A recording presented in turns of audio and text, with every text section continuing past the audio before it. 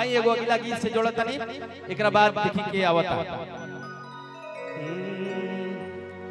ई रचना जन सुनावे जाता नहीं एकरा से बहुत आशीर्वाद बहुत दिन से लेता आवता नहीं आप सबके वही के सुनावत नहीं वही की फरमाइश बा।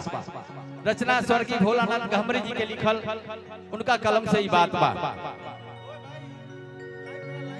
एगो मुक्तक बा कि बांट ना दे दू जगह उ भीत ना हो ना ठहर जा घास पर उसीत ना हो। गीत गावल बजावल अलग बात बा लेकिन छू ना दे जौन करे जा वो गीत ना हो। आई वही गीत के सुनी।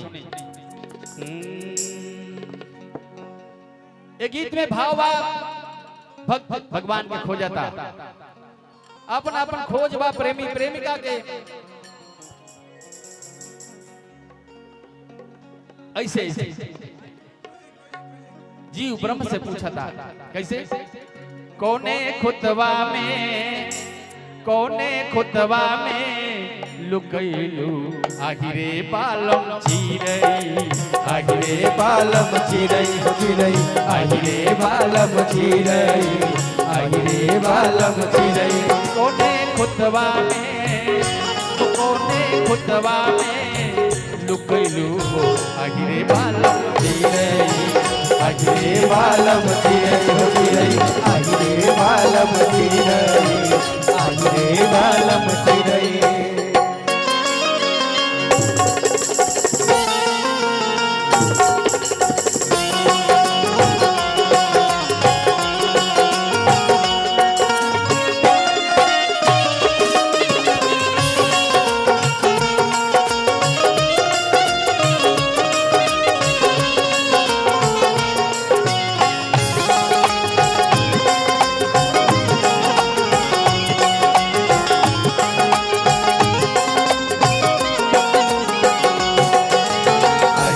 बालम चिरई आहिरे बालम चिरई हो चिरई आहिरे बालम चिरई आहिरे बालम चिरई।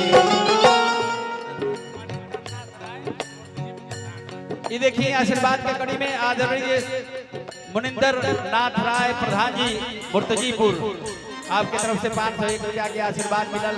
स्वागत बा वंदन अभिनंदन आपके साथ आप सबकर। आहिरे बालम चिरई आहिरे बालम चिरई हो चिरई आहिरे बालम चिरई आहिरे बालम चिरई। बन बन ढूढ़ली दर दर ढूढ़ली नदी का तीरे नदी का तीरे साझ के ढूढ़ली रात के ढूढ़ली होत फजीरे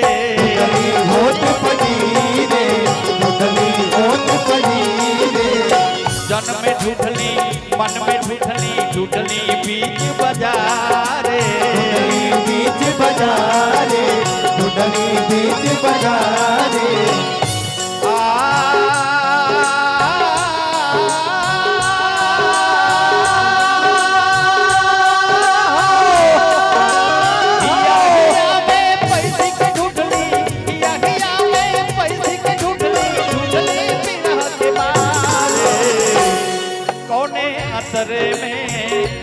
कोने अतरे में लुकैलू हो आहिरे बालम चिरई आहिरे बालम चिरई हो चिरई आहिरे बालम चिरई आहिरे बालम चिरई।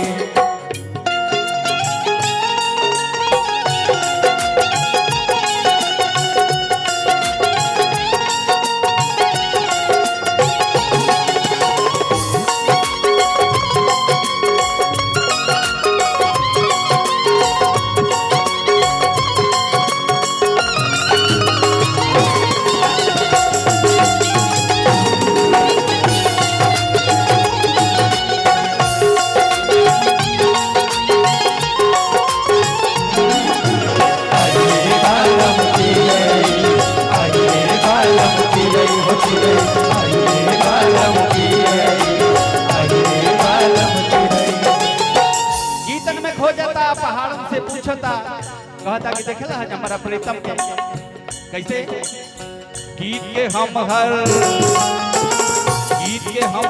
कड़ी से पूछली राग मिलन से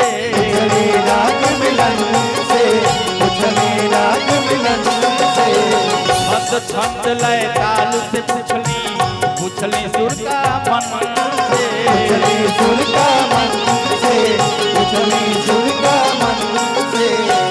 किरण से जाके पूछली नील गगन से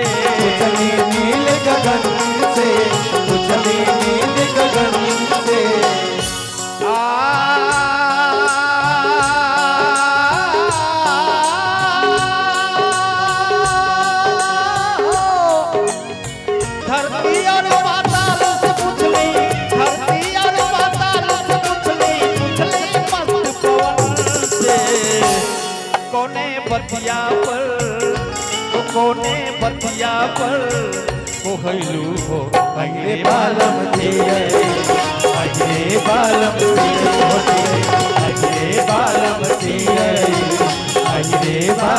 तेरे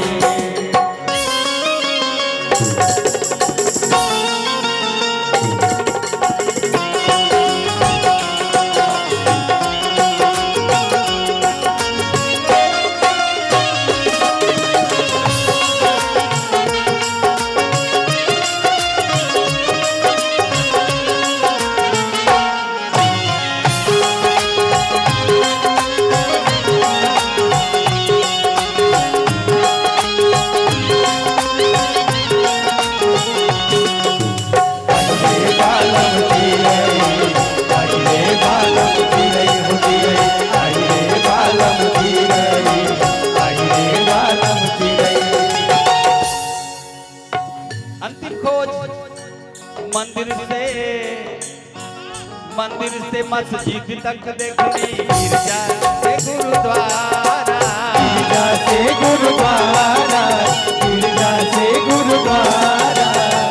गीता और कुरान में देखनी तीरथ सारा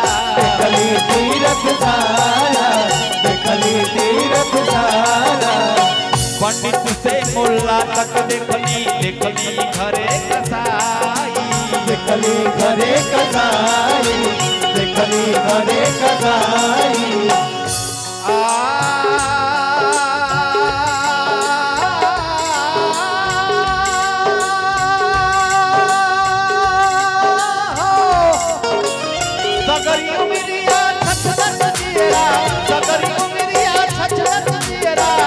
कैसे तोहके पाई। आदरणीय मुनिंदर नाथ राय मूर्तिजीपुर आपके तरफ से पुनः 501 रुपये का आशीर्वाद स्वागत बा। सगरी उमिरिया छछनत चेहरा कैसे तोहके पाई। कोने सुगना पर लुभैलू हो आगिरे बालम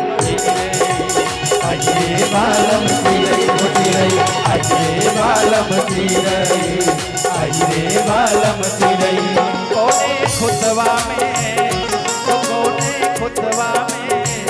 लुभैलू हो आगिरे बालम की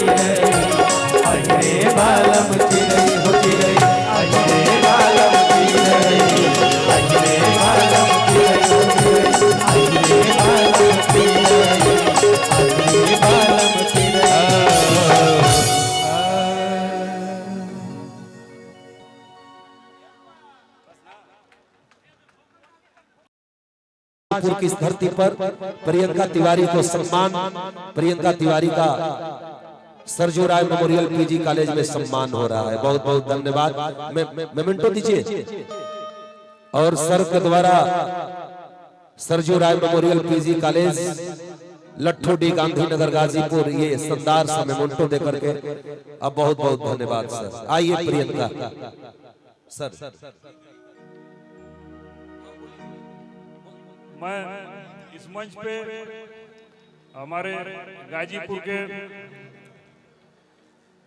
भारतीय जनता पार्टी के जिला अध्यक्ष आदरणीय ओम प्रकाश राय जी को आमंत्रित करूंगा कि आप आएं और आपका यहाँ पे सम्मान समारोह होगा, आपका स्वागत होगा। बाराचौर की धरती पे, लठुडी की धरती पे।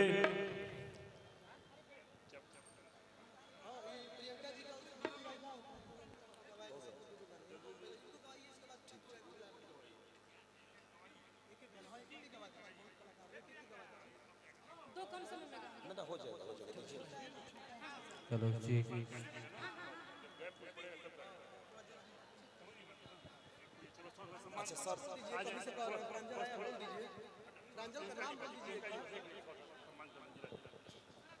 आइए ले आओ भाई, मोमेंटो लाओ, साल लाओ वाले।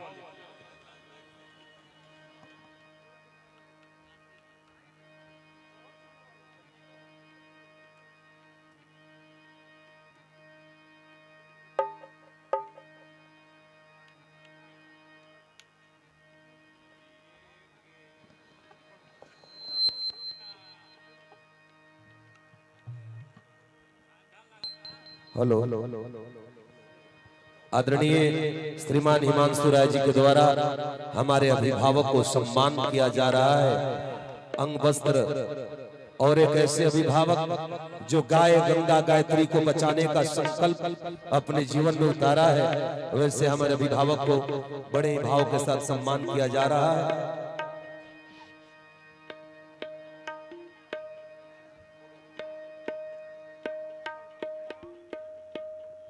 और साथ में ये इसको अवध में जाइएगा तो प कहा जाता है और गद्दा भी कहा जाता है। अनोखा सा सम्मान हमारे सर के द्वारा आदरणीय श्री ओम प्रकाश राय जी, जिला अध्यक्ष गाजीपुर, भारतीय जनता पार्टी। और ऐसे ही नहीं मैंने बोला कि गाय गंगा गायत्री को बचाने का संकल्प लेकर के आप सबों के बीच में हमारे आदरणीय अभिभावक का सम्मान हुआ। बहुत बहुत धन्यवाद। आदरणीय चुन्ना राय जी, साल लाइए।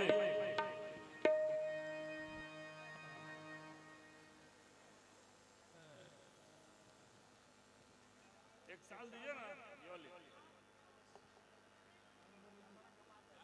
एक मोमेंटो जल्दी।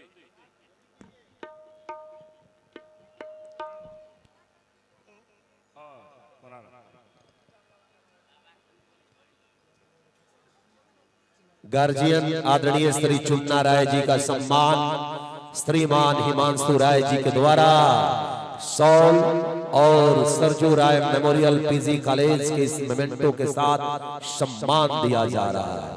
बहुत बहुत धन्यवाद ये तमाम हमारे अभिभावकगण।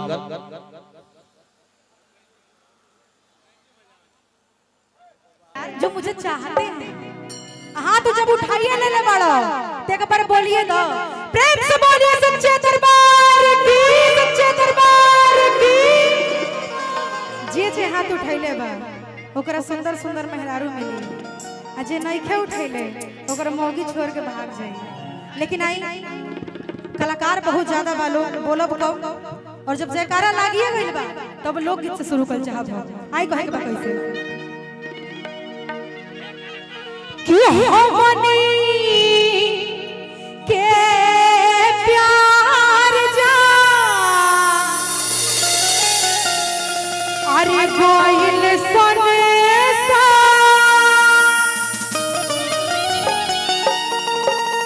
हम आपसे प्यार करते हैं, आप लोग हमसे प्यार करते हैं, सही बात है ना? प्यार करते हैं ना जी? तब बोला मर्दे कि हमनी के प्यार जा अरे गोइल सनेसा, लेके भाग चल रे जनुआ, जनुआ हमके साथ समुंदर पार। रौरा बिना निक ना लगी, देखो मूड में बड़े भैया हमारे। अपन के लाट लेके हिला रहल बड़े आई कि हमनी के प्यार जा कोइले सोने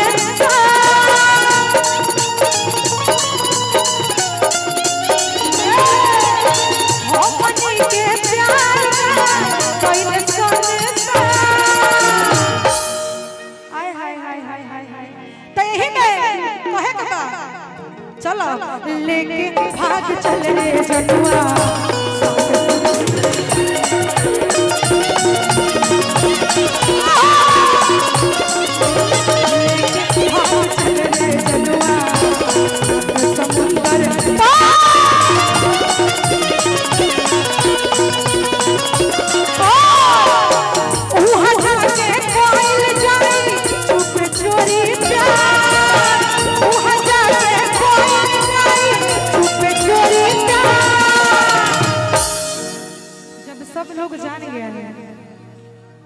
तो भलाई है कि हम लोग भाग चले।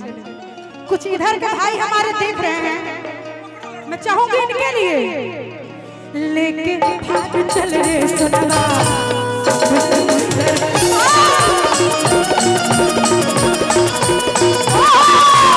लेके भाग चल रे सुनवा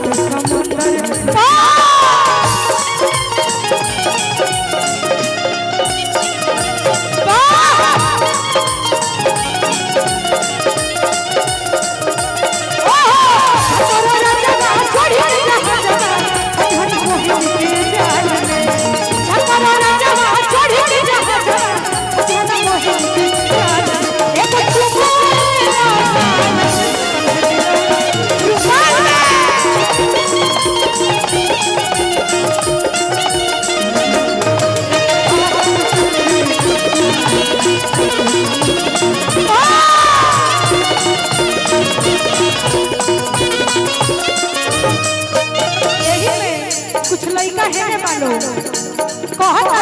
हटावा राजा दारू पियो उठावा के पानी आखिर कौन कमी बा इनकरा में कौन कमी बा कि तू दारू पिया करो देखो हटावा राजा दारू पियो उठावा के पानी हटावा राजा दारू पियो उठावा के पानी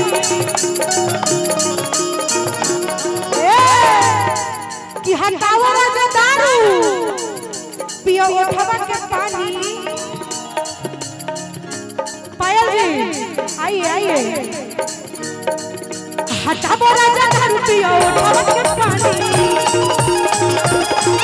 हटावा राजा दारू पियो उठावा के पानी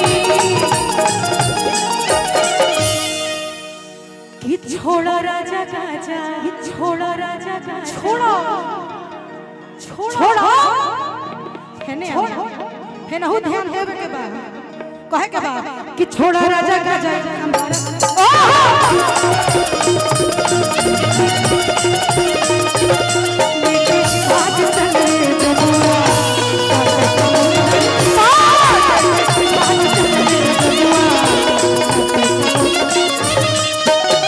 चुमक चुमक गलिया राजा जी गलिया छिलले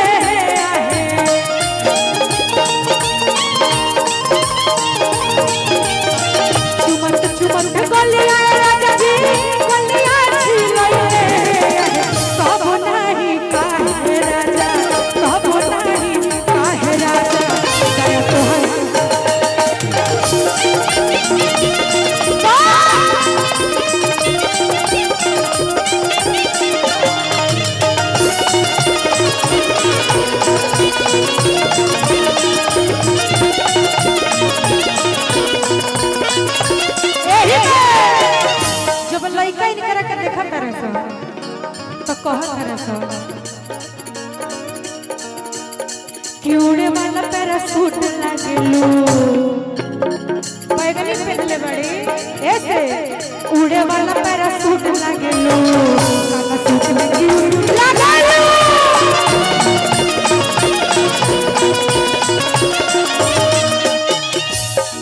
तहरा योथिया के क्या जराए जा हाय वाला दिल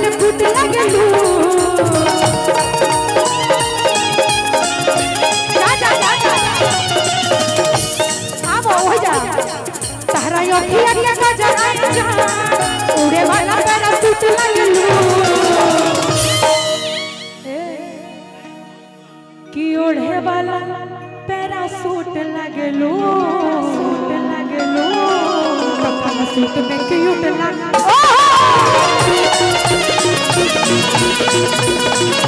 ओढ़े वाला पैराशूट लगलू पैराशूट में क्यूट लगलू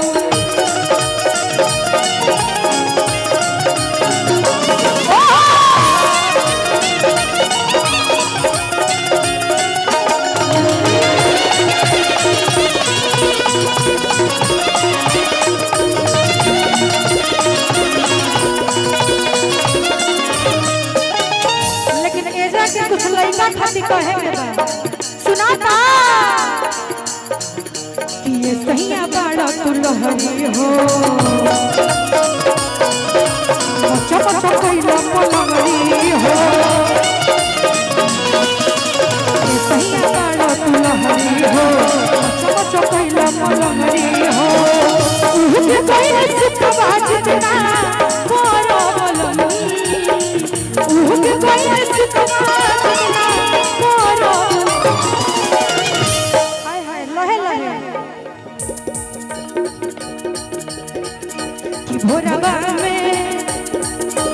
भोरवा में तू कोरवा में हमारा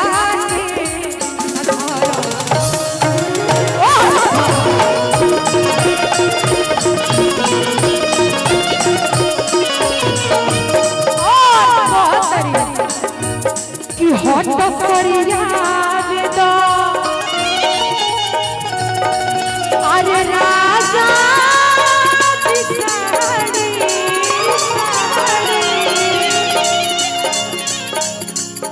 जन जय माई तो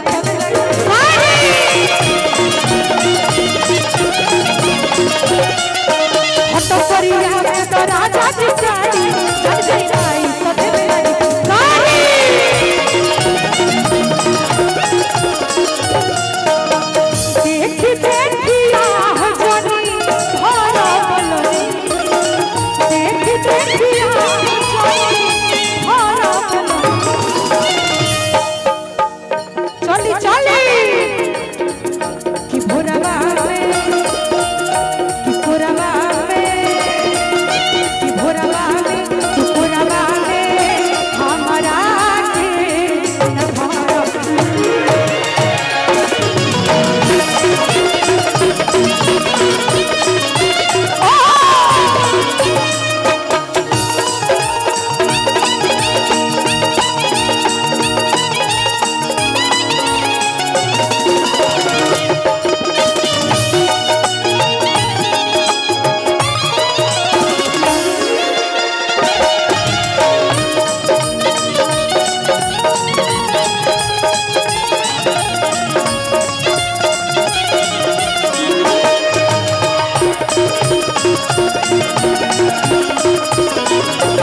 जे गाना के लिखले बा धर्मवीर अकेला भैया उनकरा खातिर धर्मवीर अकेला जे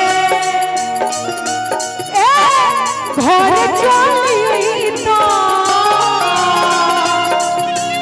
चली जवनिया के बाजा उठाई देख देखिया जनी भारा बोलनी देखी देखिया जनी भारा बोलनी पायल जी आइए इधर के लड़कों के लिए आपको देख देख के आह भर रहे हैं है ना कि देख देखिया जनी भारा बोलनी एगो चीज देखबा लो नया स्टाइल तो तनी हाला करलो मर्द ओकरा बाद नु आई तैयारी में बनी नु राउर तो हम खुद दीवाना बनी थोड़ देर हम हो कॉल हिला आई कि भोरवा में कि कोरवा में हमारा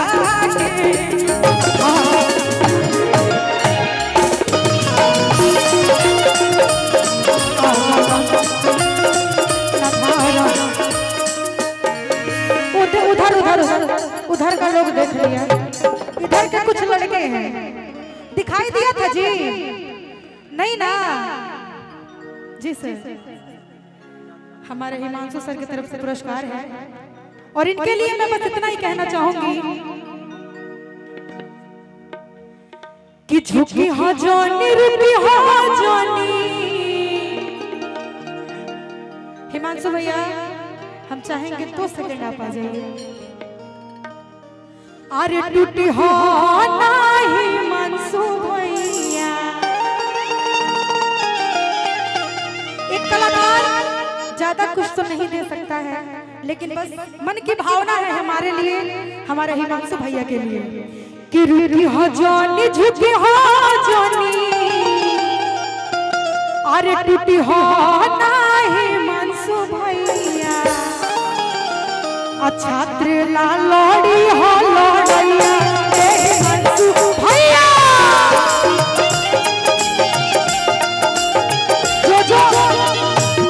जो इसमें हमारे हिमांशु सर के स्टूडेंट बैठे हुए हैं, हिमांशु सर के जो स्टूडेंट बैठे हुए हैं, चाहे अभिभावक है, थोड़ा हाथ उठा करके जे मानेला छात्र खातिर लड़ी हो लड़ैया हिमांशु भैया।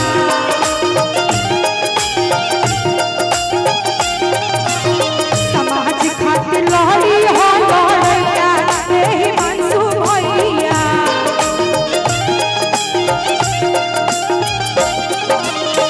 टूटी हो जानी झुकी हो जानी, रुकी हो ना हिमांशु भैया।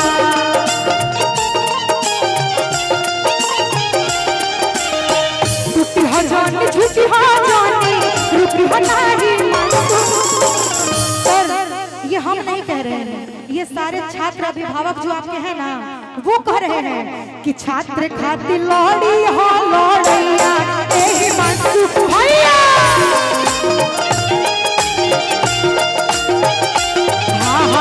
जनता खातिर लड़ी हो लड़ैया हिमांशु भैया।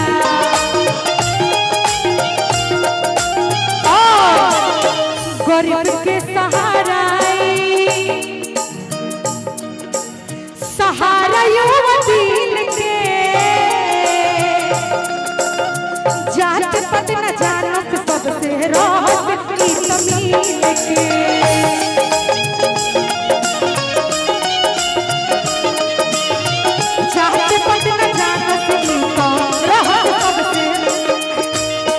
गरीब के सहारा सहारा युवा दिल के, जात पत न जानत तो रहत सबसे मिल के।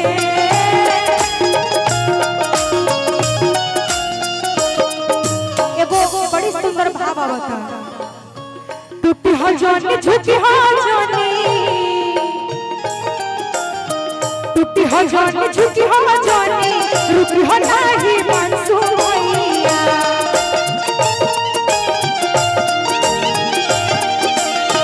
टूटी हो जानी झुकी हो जानी, रुकी हो ना हिमांशु भैया।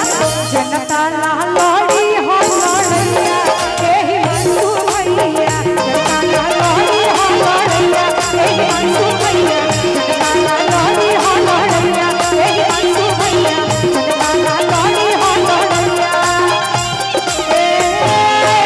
हिमांशु भैया। जो भी हमारे हिमांशु सर को मानते हैं, एक जोरदार ताली बजाते हैं। ये सर का आशीर्वाद बड़ी बड़ी हिमांशु सर के द्वारा, बहुत बहुत धन्यवाद सर। वाह प्रियंका जी, एक ऐसे चेहरे के लिए आपने गीत गाया कि टूटी है जानी झुकी है जानी, रुकी है ना हिमांशु भैया। आज जनता ला लड़ी है लड़ैया हिमांशु भैया। और सच में आज बताइए कि इस क्षेत्र में Sarju Rai memorial PG college और एक विद्यालय बना करके और शिक्षा के क्षेत्र में जीवन में अगर इंसान को विकसित बनाना है तो सबसे जरूरी है शिक्षा। अगर हिमांशु भैया होटल भी बना सकते थे, लेकिन हिमांशु भैया ने इस क्षेत्र के उत्थान के लिए इतने बड़े शिक्षा का मंदिर बनाया। एक जोरदार ताली बजा करके आप सब स्वागत कर दीजिए, अभिनंदन कर दीजिए। बहुत बहुत धन्यवाद सर का। प्रियंका तिवारी, आपके लिए मैं बस 2 बातें कहूंगा। यदि तकदीर लिखने का मुझे वरदान मिला, तो सुनिए नौजवान, यदि तकदीर लिखने का मुझे वरदान मिला होता तो तुम्हें सबसे ऊंची लकीर देता, बात दीवानों की आती पहले सीना चीर देता। एक छोटे से आंगन में मेरी दुनिया सिमट गई, यदि काश मैं देश का प्रधानमंत्री होता, माँ कसम तोहफे में तुम्हें कश्मीर देता। एक ताली बजा करके स्वागत प्रियंका का, बहुत बहुत धन्यवाद। खूब सुंदर प्रियंका, खूब आगे बढ़िए, लाजवाब समय। हिमांशु भैया के 21 वर्ष पूरा भइल बा कॉलेज के, ओकरा उपलक्ष्य में हमके आवे का मौका मिलल बा। तो बहुत कम समय में अपन कलाकारी आप सबके बीच में दिखावे का प्रयास करते हैं भैया। भाई प्रांजल राय अपना वीरपुर का लड़का है और बहुत ही अच्छा कलाकार है और बहुत ही सुंदर इसका हम लोग स्वागत करते हैं। और आपको बता दें कि अभी हम लोग गेट पे से रिसीव करके लाए हैं। माही मनीषा जी आ गई हैं, स्टेज के पीछे बैठी हैं और बहुत जल्द ही। लेकिन इतना बढ़िया आयोजन हिमांशु भैया अपन क्षेत्र खातिर करेले बने रहुआ, हमके लागत कि इन्ने पहली बार न होता हो इतना कलाकार आइल बने जा। एक लाइन कहे के चाहब अपन भैया खातिर कि भैंस के तनो दूधवा दी है, बाकी गैया ना होई है। भैंस के तनो दूधवा दी है, बाकी गैया ना होई है। हमारे हिमांशु भैया इतना बढ़िया आयोजन रहुआ कैले बनी। अरे आयोजक केहू के तनो होई है, हिमांशु भैया ना होई है। तने एक बार जोरदार ताली बजाना चाहिए भैया अपने बड़ भाई खातिर। ये लोग माही मनीषा के नाम पे ताली बजी। अरे भाई बजाइए आप लोग, थोड़ा हल्ला करके एक बार। भाई सभी छात्र हैं, दिखा दीजिए सरजू राय। अरे पीजी कॉलेज का छात्र ही नहीं बैठे हैं, यहाँ क्षेत्र की जनता बैठी है, सब आदरणीय बैठे हैं। आपको नहीं पता होगा लेकिन यहाँ जितनी युवा टीम है, एक आप ही ऐसे बड़े भाई हैं कि एकदम आके दिल से मिले न जा। जितना को लेकर बाणन सब कुल आपको बहुत फायदा मन। अरे सब हमारे भाई हैं, क्षेत्र हमारा भाई है। हाँ कुल हमारे भाई। प्रांजल बहुत देर से बैठे हो, एक अच्छा सा गीत सुनाओ और सबका मन मत्र। बिल्कुल बिल्कुल। सबसे पहले हमारे अरविंद चाचा भी जबानी, बार बार प्रणाम बा वहाँ के, गोड़ लगता जी चाचा जी। और कि 4 दिन भइले आगवन करइले, आयो भिले सुहाग रतिया मनल नइके। हाँ माही मनीषा जी आ जाइए आप लोग, आइए। हेलो, आप सबकी मोहब्बत में हमारी आदरणीय माही मनीषा जी का आगमन हो गया है। माही मनीषा, माहौल थोड़ा गर्म कर दिया जाए और एक बार चारों तरफ से हाथ हिला करके थोड़ा सा हल्ला करके स्वागत कर दीजिए। ये देखिए भोजपुरी दुनिया की सबसे दो सौंदर्य माही मनीषा। हिमांशु सर आ जाइए, इधर आइए, सेंटर में आ जाइए बाबू, सेंटर में आ जाइए। पहले जो हमारी रीत है, हम हर कलाकार का स्वागत करते हैं। सर देखिए आपके लिए यहाँ कितनी देर से इंतजार था। ए लाओ भाई, लाओ।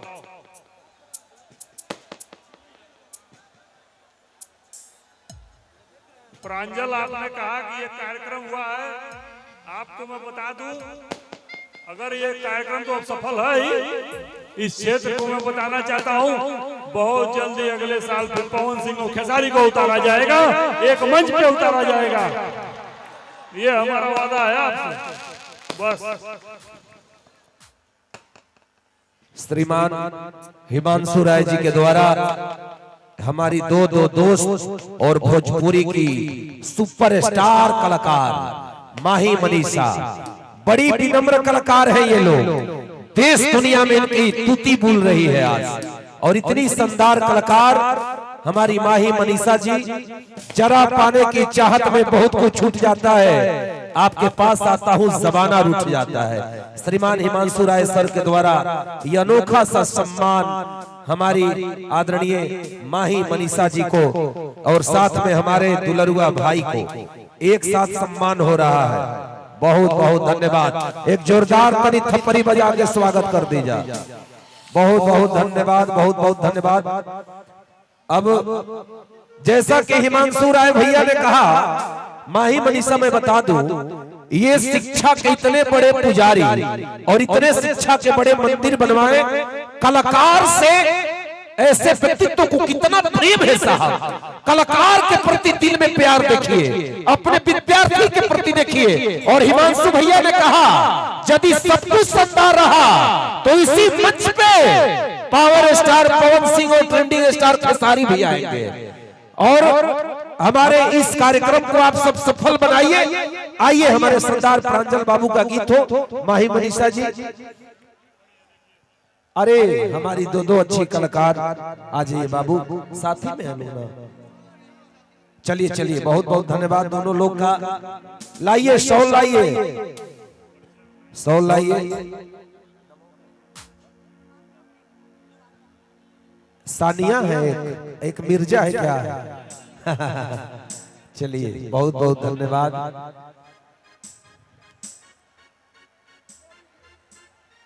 चलिए आइए भैया, सीधे सीधे मैं माइक दे रहा हूँ प्रांजल बाबू। माही मनीषा जी के ना याद होई, लेकिन हमने कभी इलाहाबाद में कार्यक्रम पहले रहने आ जाए तो हम चाहब कि एक बार आप लोग रह हम बस एक ही दो गाना गाई छोटा छोटा। आप लोग रह जाते तो हमरो सौभाग्य प्राप्त हुई भाई। संटू दुबे भैया, चापू बाबा के बार बार स्वागत अभिनंदन रही मंच के माध्यम से। पूरा कलाकार के बोला में बड़ा सहयोग बर हुआ के। पुनीत तिवारी जी हमारे भाई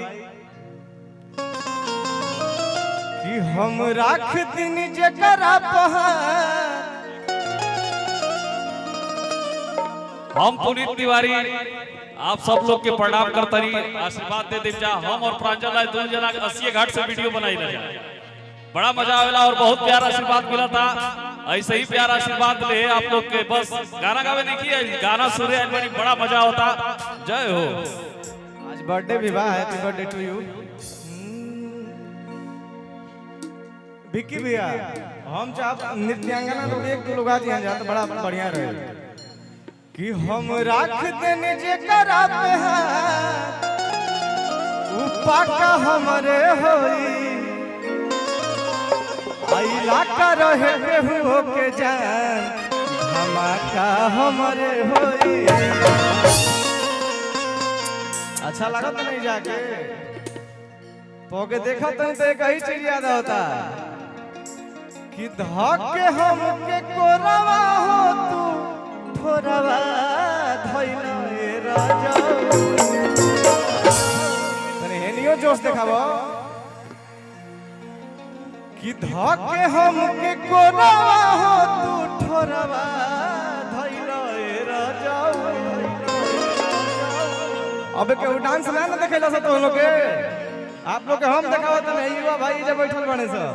मैं प्रशासन के लोगों से कहूंगा इस वाले बैरिकेडिंग पे आप लोग पीछे वाले मंच के पास साउंड के पास जो बैरिकेडिंग है यहाँ पे प्लीज आप लोग ध्यान दीजिए बहुत ज्यादा साउंड वाले। ठीक है, बहुत बड़ कार्यक्रम बा कि घोड़ावा में घोड़ावा धके धके हम के कोरवा हो तू घोड़ावा कइलो ए राजा।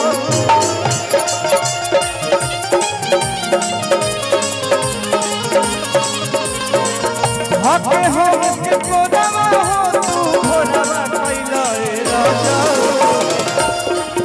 लेकिन का नाम हरुआ पायल पायल। अब देखा तनी कि हम तो के घायल कर दे तनी कि तू हमरा के कर देतड़। आओ घोड़ावा में घोड़ावा घोड़ावा में घोड़ावा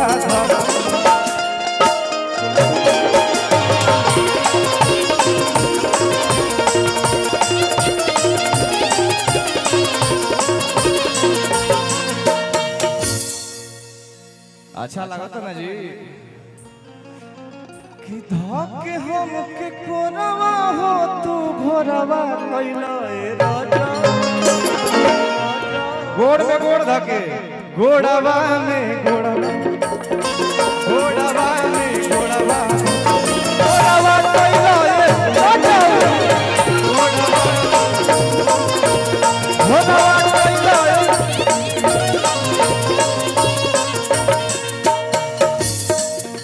ज्यादा समय नहीं खे अरे लहे लहे खेला कुल खेल गइला अब बिना बॉर्डर के आर्डर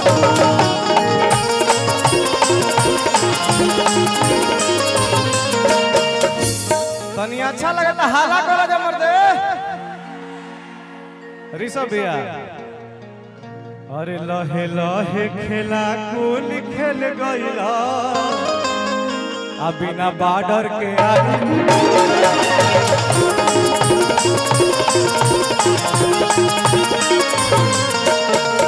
आओ इतने ना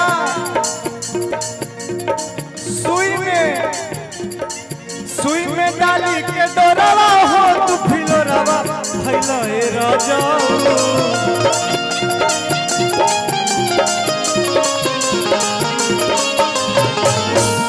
यूट्यूब वाला भाई जितना लोग बनी जा हम छोट कलाकार बनी प्रांजल नाम हमार अगर जो सहयोग करबो जा त गाजीपुर जिला के एगो लड़का निकल जे भैया आशीर्वाद देबो जा तुम लोग आ तो हम भैया कि सुई में डाली के डोरवा हो तू फिलोरवा कइला ए राजा गोड़वा में गोड़वा धके गोड़वा में गोड़वा गोड़वा कइला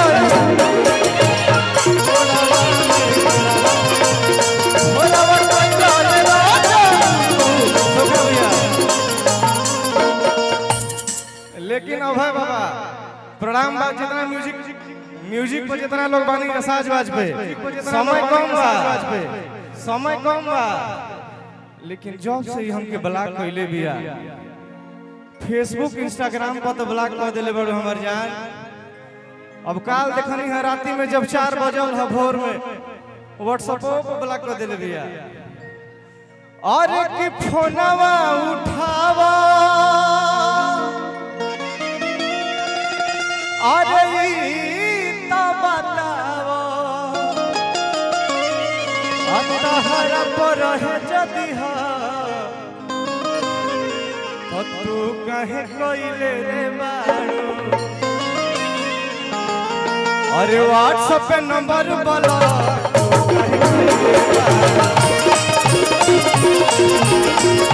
व्हाट्सएप पे नंबर बोला तू कहे कइले बाड़ो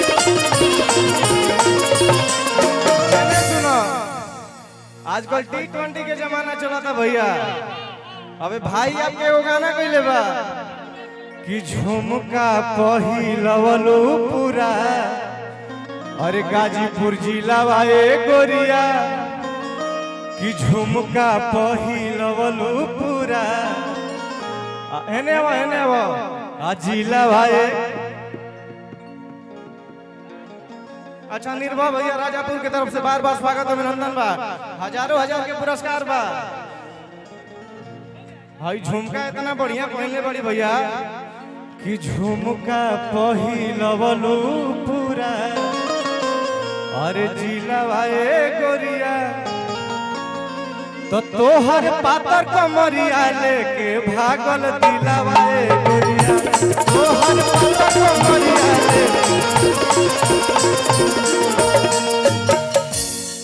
कि हंसी हंसी मारे लो मुस्की देवे लो खिलावाए गोरिया एक भैया हिमांशु भैया हम चाहब कि बस अभी बेटा के आशीर्वाद दिया भाई के पैसा रुपया तो रोजे कमाता नहीं आप लोग का आशीर्वाद से कि निर्भय भैया है हमारे कि पूरा जिला में दोनों भाई के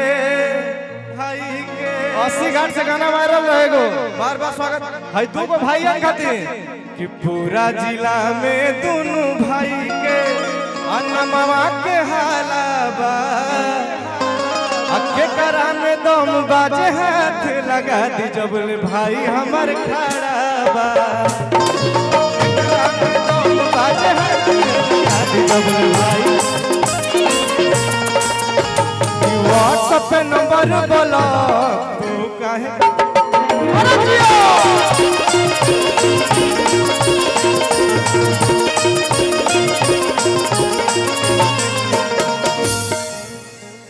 कि अब तहरा बिना हमारा छत नहीं अकाल से जलवा के खाना ना घोटत नहीं कि अब तहरा बिना हमारा छत नहीं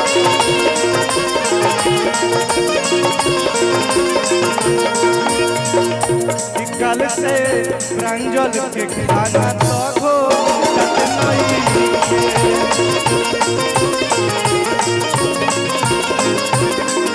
अच्छा जाए तो ब्लॉक कर दे बड़ू ये हमार जाए और की ब्लॉक तू हटाओ आय अपना बाबू के अपनाओ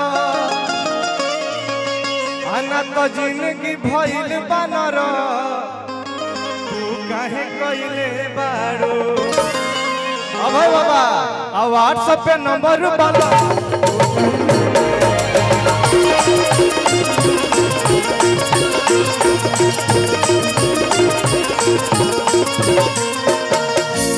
ये चिड़िया हम जितर कर देनी उतर करके दिखाएं अरे की व्हाट्सएप पे नंबर वाला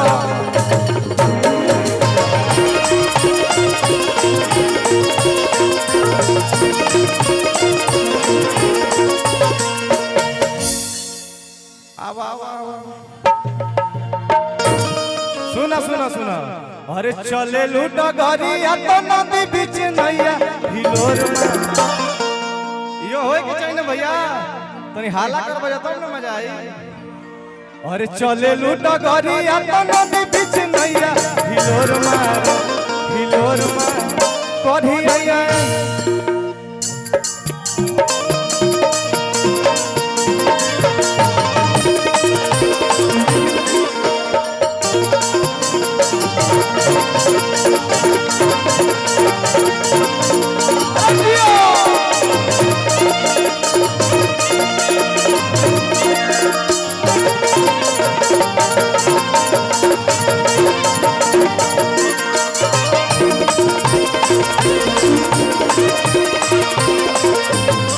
अच्छा ई को तो सुना देने लेकिन गाना में ट्रेंड कैले रहल इंस्टाग्राम पका के डले रहनी भैया अपना ही सुंदर सुंदर माई बाबू हमारे उपस्थित बनी जा तो हम लोग पकाना गई ना तौरी बार होला भैया अपन माई बाबू को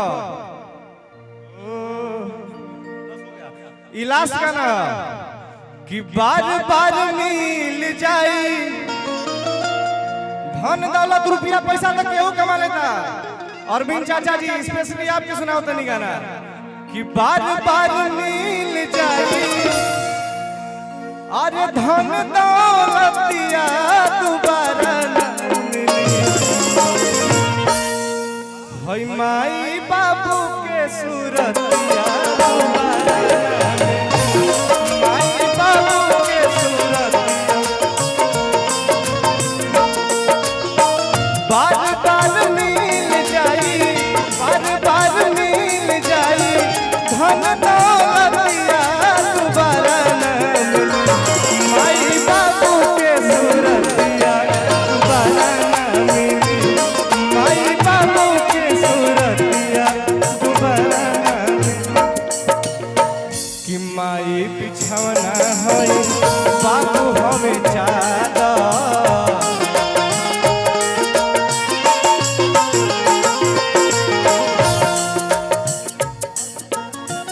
हमारा अरविंद चाचा जी के तरफ से बार बार स्वागत अभिनंदन बा हई हजारों हजार के पुरस्कार बा कि माई बिछौना होई बाबू हवे चादर करे के न चाही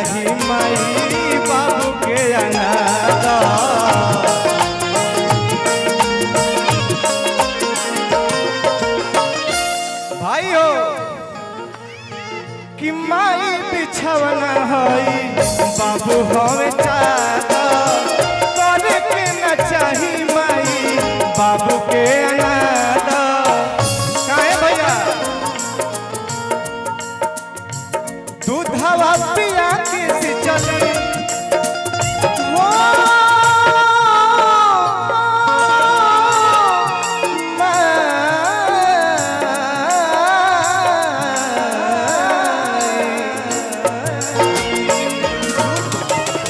दूधवा पिया के से चले दूधवा पिया के से चले जितना जितना सुंदर सुंदर रूप लौकता सुनर सुनर बगिया दोबारा कि दूधवा पिया के सी चली है सुनर सुनर बगिया दोबारा माई बाबू के सूरतिया दोबारा माई बाबू के सूरतिया दोबारा माई बाबू के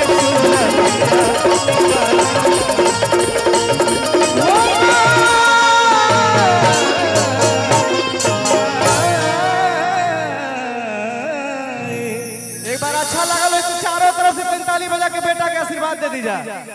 हमारी इंस्टाग्राम आईडी चलेला रवि भैया प्रांजल राय ऑफिशियल 95 से और यूट्यूब पर महाबली रिकॉर्ड पर तमाम सारा गाना होता आप लोग सुनी जा अपन बेटा प्रांजल राय के ढेर सारा प्यार आशीर्वाद दीजा। बहुत बहुत धन्यवाद। बोलो प्रेम से माई को स्वामी भवानी की। रमेश राय चाचा हमारे अच्छा गोड़ लगा तनी अब और भी कलाकार बानी जा वहाँ सबके आप लोग सुनी जा तो हम तो घर के बेटे बानी चली प्रणाम।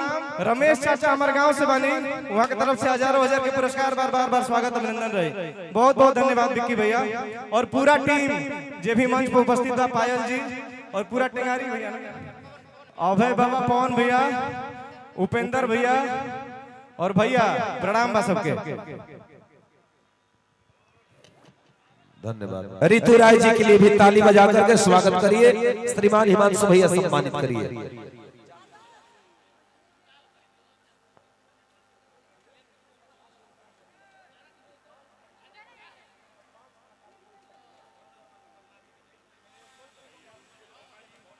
रितु राय जी का सम्मान श्रीमान हिमांशु राय भैया बहुत अच्छी हमारी लोक गायिका भावना सिंह जी हमारे बीच में है। दोनों कलाकार का सम्मान श्रीमान हिमांशु भैया करेंगे। हमारे रतन चापू बाबा खड़े हैं कितना अच्छा लग रहा है। माइक सीधे सीधे रितु राय जी को समर्पित कर दूंगा। मेमेंटो भी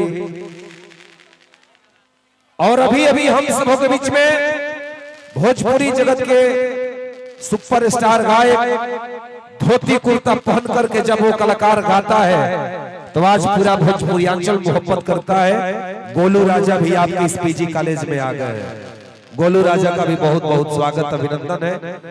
और श्रीमान हिमांशु राय जी के द्वारा प्यारी गायिका रितु राय और भावना जी का सम्मान हुआ। सीधे सीधे माइक रितु जी को समर्पित करूंगा।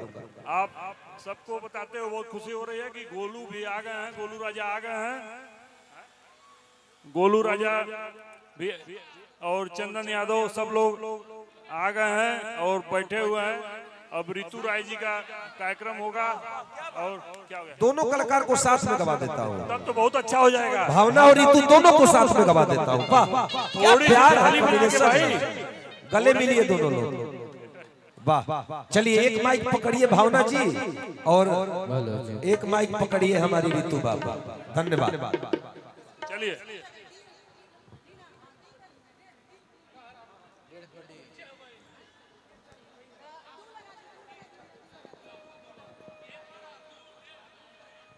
हेलो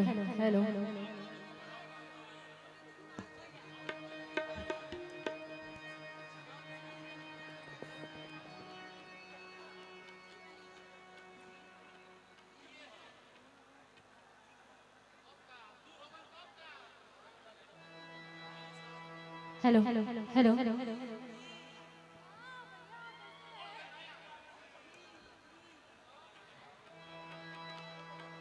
आज बड़ी खुशी के दिन बा। सबसे पहले गाजीपुर के सभी श्रोता के हम भावना सिंह गोल्ड लग के प्रणाम करत बानी और उम्मीद बा कि आप सब ठीक बने और हमारा ढेर सारा प्यार आप सबके। लव यू ऋतु राय जी। Love you.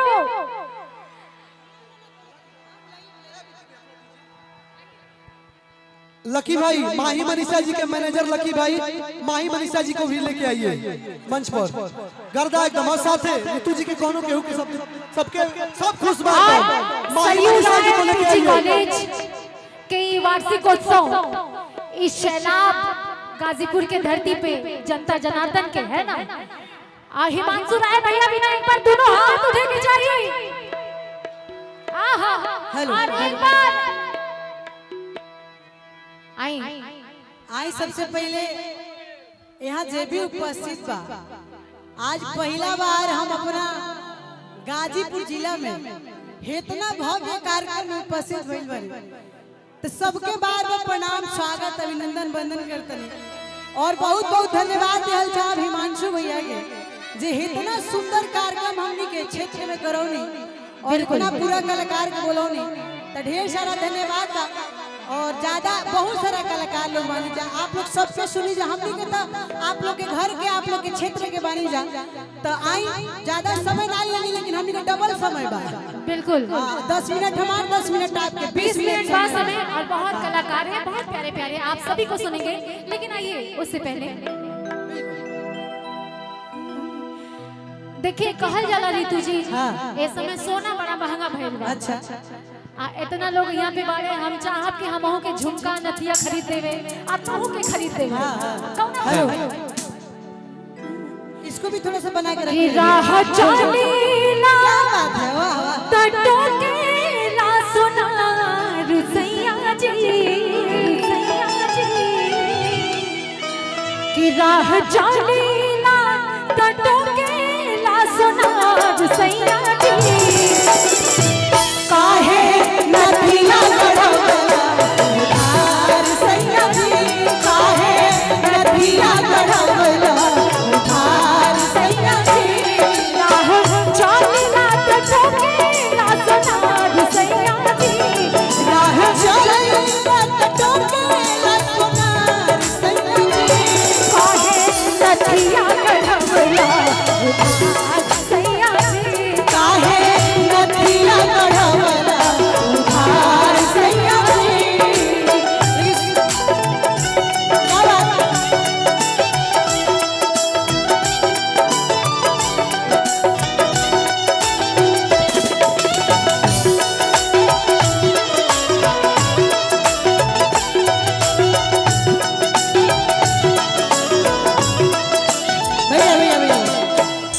और हम चाहब कि सबके हमके सब कोई हमके जानेला कि हम बलिया जिला से हैं, लेकिन सच्चाई बा कि हम गाजीपुर जिला से हैं।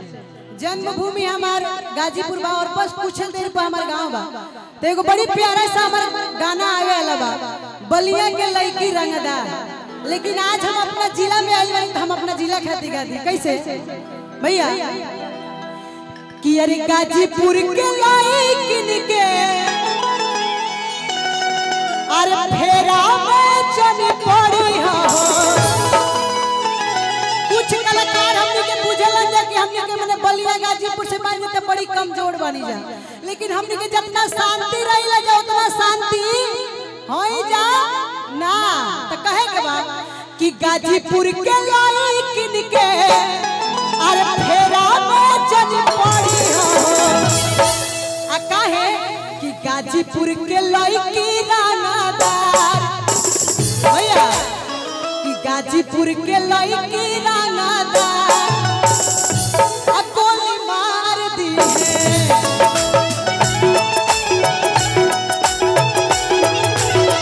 गाजीपुर के लड़की रानादार गोली मार दी है। गाजीपुर के लड़की रानादार गोली मार दी है। गाजीपुर के लड़की के फेरा में चल पड़ी हो।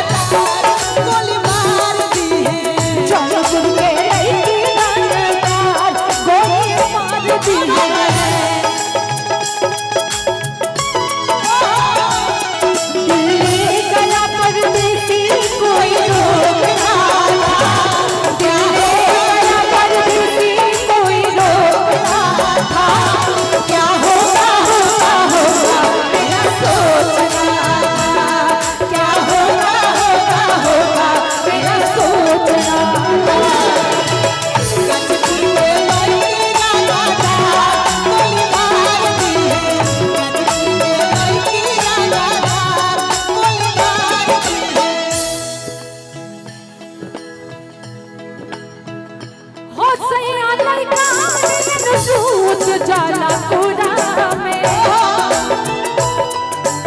ओ मेहररुआ कहले के सैया जी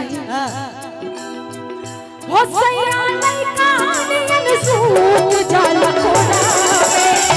लगे जोड़ा में ना हो सैया लइका नियन सूत जाला कोरा में।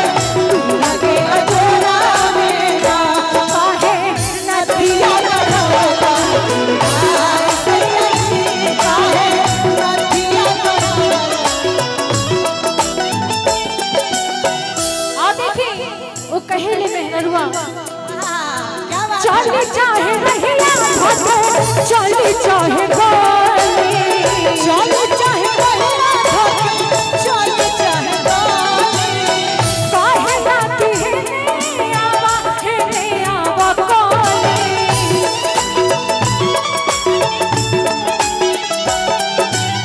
ए मनीषा जी आ माही जी चली चाहे रहिया भागे चली चाहे गोली काहे नाती है आवा कोली। अच्छा ये बताओ कितना लोग माही और मनीषा जी से प्यार करेंगे थोड़ा हाथ उठा के। गइल मुश्किल भाई बाबा चार सैया जी गइल मुश्किल भाई बाबा चार सैया जी काहे लठिया गढ़ावला उधार सैया जी लठिया गढ़ावला उधार। भैया माही मनीषा जी है ने भैया भैया भैया भैया भावना जी ठंडा के दिन बा आई कुल हमर मैं भाई मनीषा जी और माही जी के देखे आई बड़ा सा और यहाँ सब जहाँ बानी जो जलवा के पूछे के बा तो यहाँ सब रह तो पता बा का गई जा है ने हाय जितना हमनी के मैं गाजीपुर के मैं शेर बन जा तो ये लोग खाती कुछ कह दे कि बात है जब पगरिया अब बुलेट कड़िया आ देख चेहरा हमर खिलेला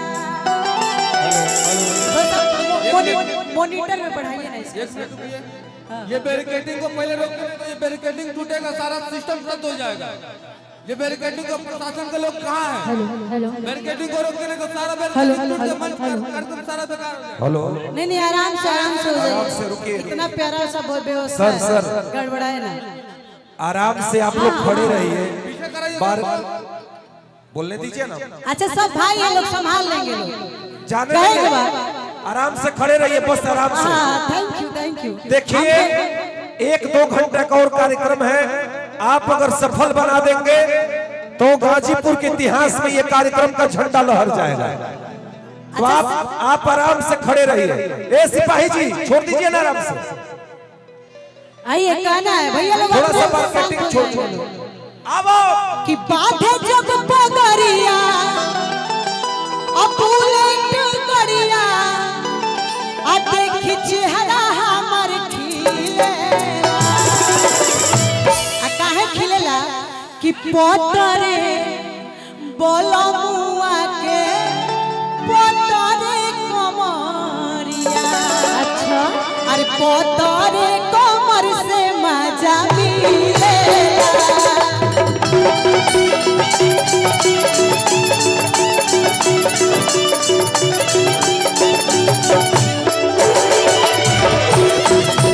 पोतरे बोलमुआ के पोतरे कमरिया पोतरे कमर से मजा मिलेला।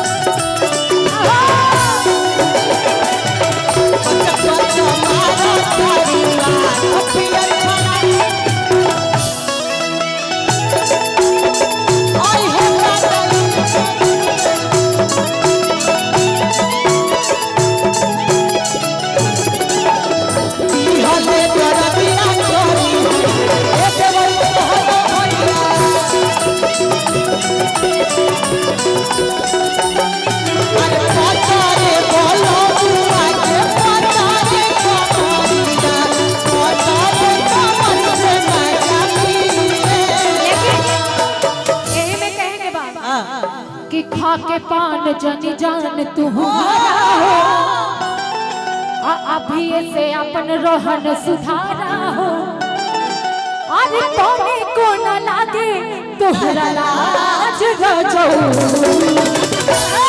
हो छाने छान बदले हो छाने छान बदले तोहरो मिजाज रजऊ होके बाज रजऊ होके बाज रजऊ होके छान बदले तोहरो मिजाज रजऊ होके बाज रजऊ उड़न बाज रजऊ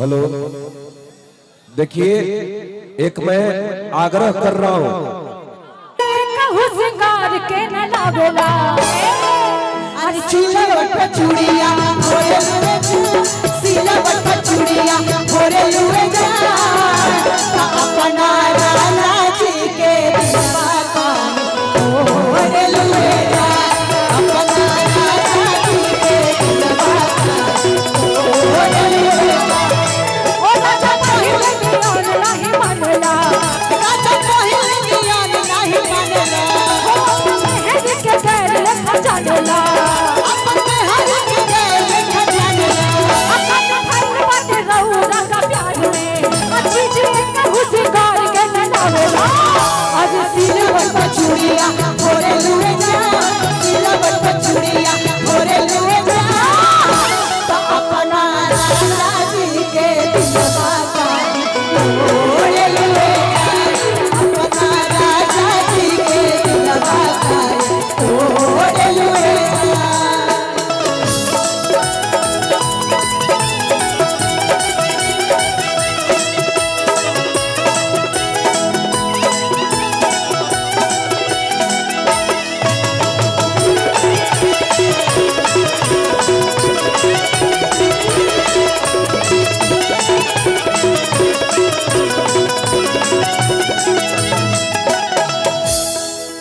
लेकिन यही में ठंडा के दिन बा आ माही जी है ने घर भौजी बाड़ी नु अच्छा हाँ हाँ कर लीजिए हैदर अली टाइगर से आ गए मंच पे, आपका स्वागत है। मैं बहुत समय नहीं लूंगा।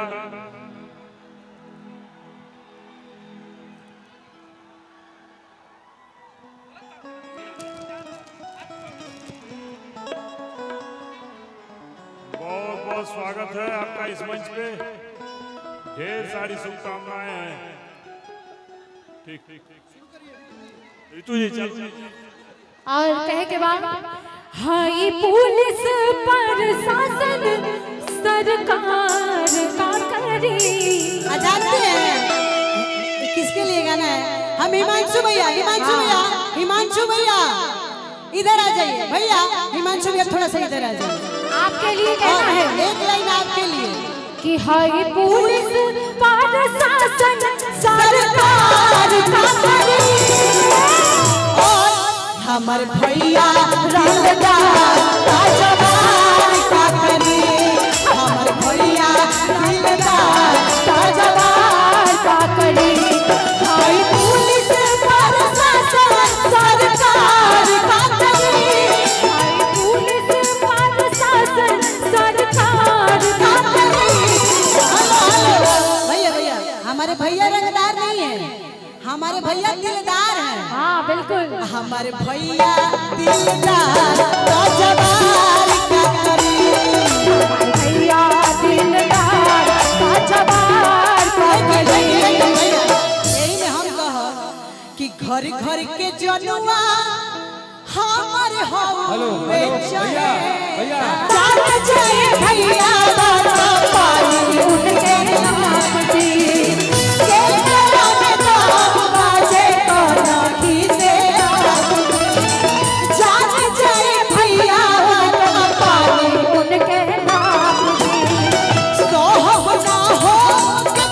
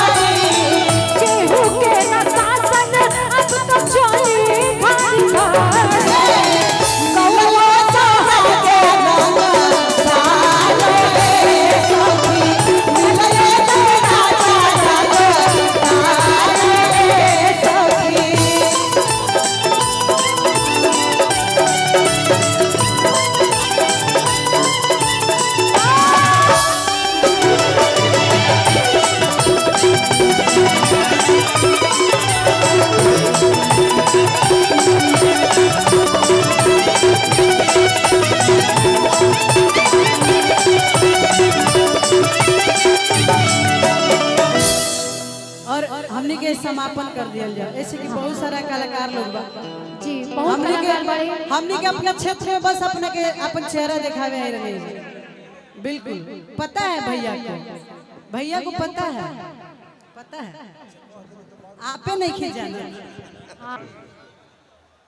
जमेगा कि नहीं जमेगा?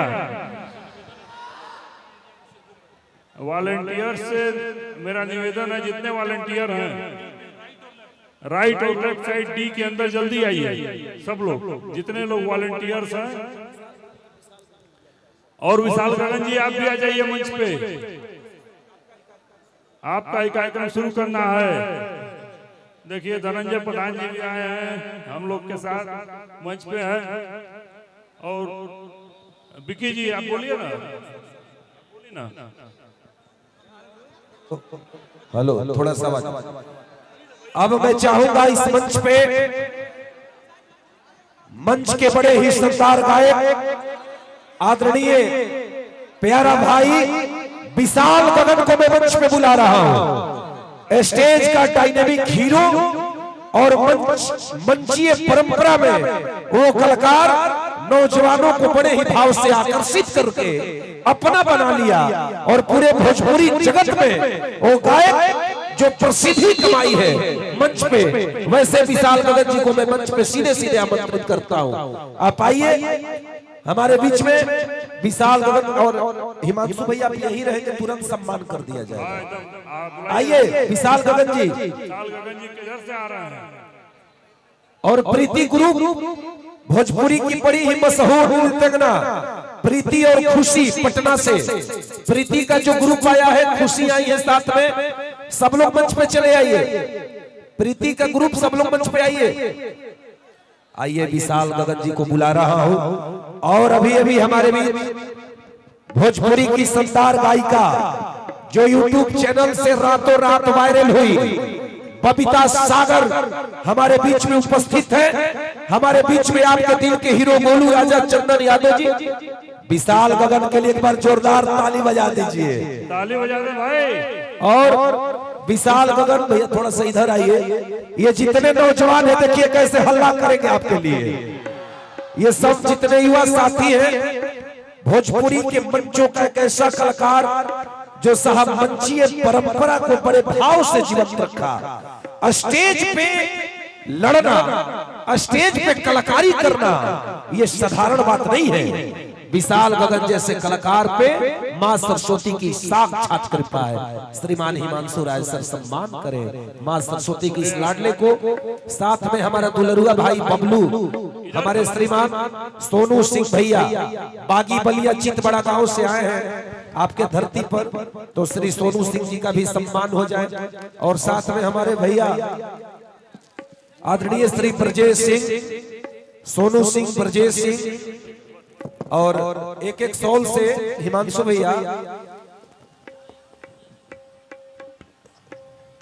विशाल गगन जी का सम्मान Sarju Rai memorial PG college में। साल लाइए साल। ये चितबाड़ा गांव से बड़े ही समाज सेवी बेचारे सहज भाव सोनू भैया को श्रीमान हिमांशु भैया सम्मानित किए। और उसके बाद हमारे बबलू भाई हैं, दुलरुआ भाई को भी सम्मान। और हमारे दिल में रहने वाले हमारे दुलरुआ भाई ब्रजेश सिंह भैया श्रीमान हिमांशु भैया सम्मान किए। बहुत बहुत अभिनंदन। और तमाम विशाल गगन के ये रोहित भैया भोजपुरी में सर जो ये रेंज लगा देंगे माइक में, जो रेंज लगा देंगे, जो आवाज लगा देंगे, ये इसका कोई जवाब नहीं है। बहुत बहुत धन्यवाद। सब लोग बैठ जाएंगे, अब मंच पे बैठ जाए। कलाकार के अलावा मंच पे कोई नहीं रहेगा, ठीक है? मंच बिल्कुल। प्रीति जी आ गई है। श्रीमान हिमांशु भैया प्रीति को एक सम्मान बस कर दीजिए। आयो प्रीति, आ जाओ आगे। प्रीति का ग्रुप आया है तो प्रीति को ही करा देता हूँ, सबका हो जाएगा। बहुत ये चुलबुली कलाकार है भोजपुरी की। आप गोलू राजा के तमाम मंचों पे कार्यक्रम में प्रीति को देखते होंगे। बहुत चुलबुली कलाकार, व्यवहारिक कलाकार, लाजवाब नृत्यंगना प्रीति और उसके तमाम ग्रुप को भी बहुत बहुत धन्यवाद।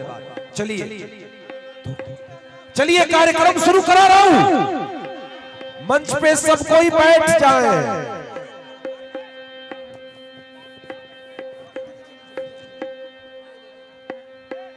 अब आइए समय और वक्त को देखते हुए भैया सबको बैठाइए ना मंच पे, खड़ा का है, बैठ जाइए लोग, इतना प्यारा मंच बना है।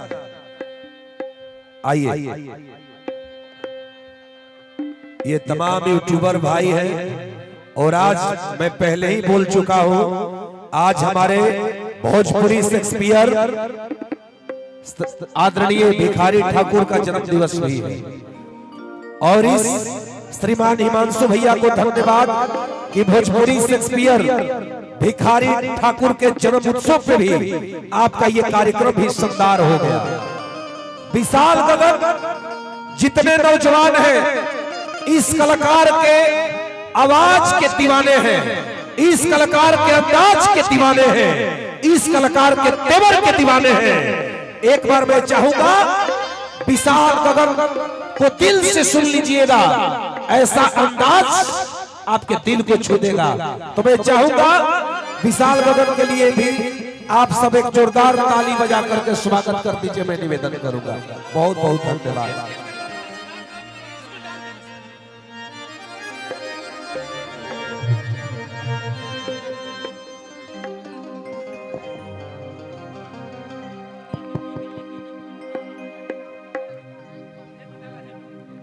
Hello hello hello hello monitor में लेवल बढ़ा दीजिएगा भैया।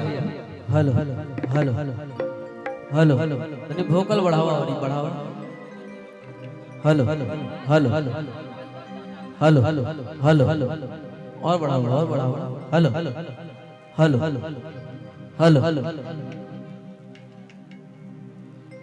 Sarju Rai memorial PG college Latthudi Gandhinagar Ghazipur में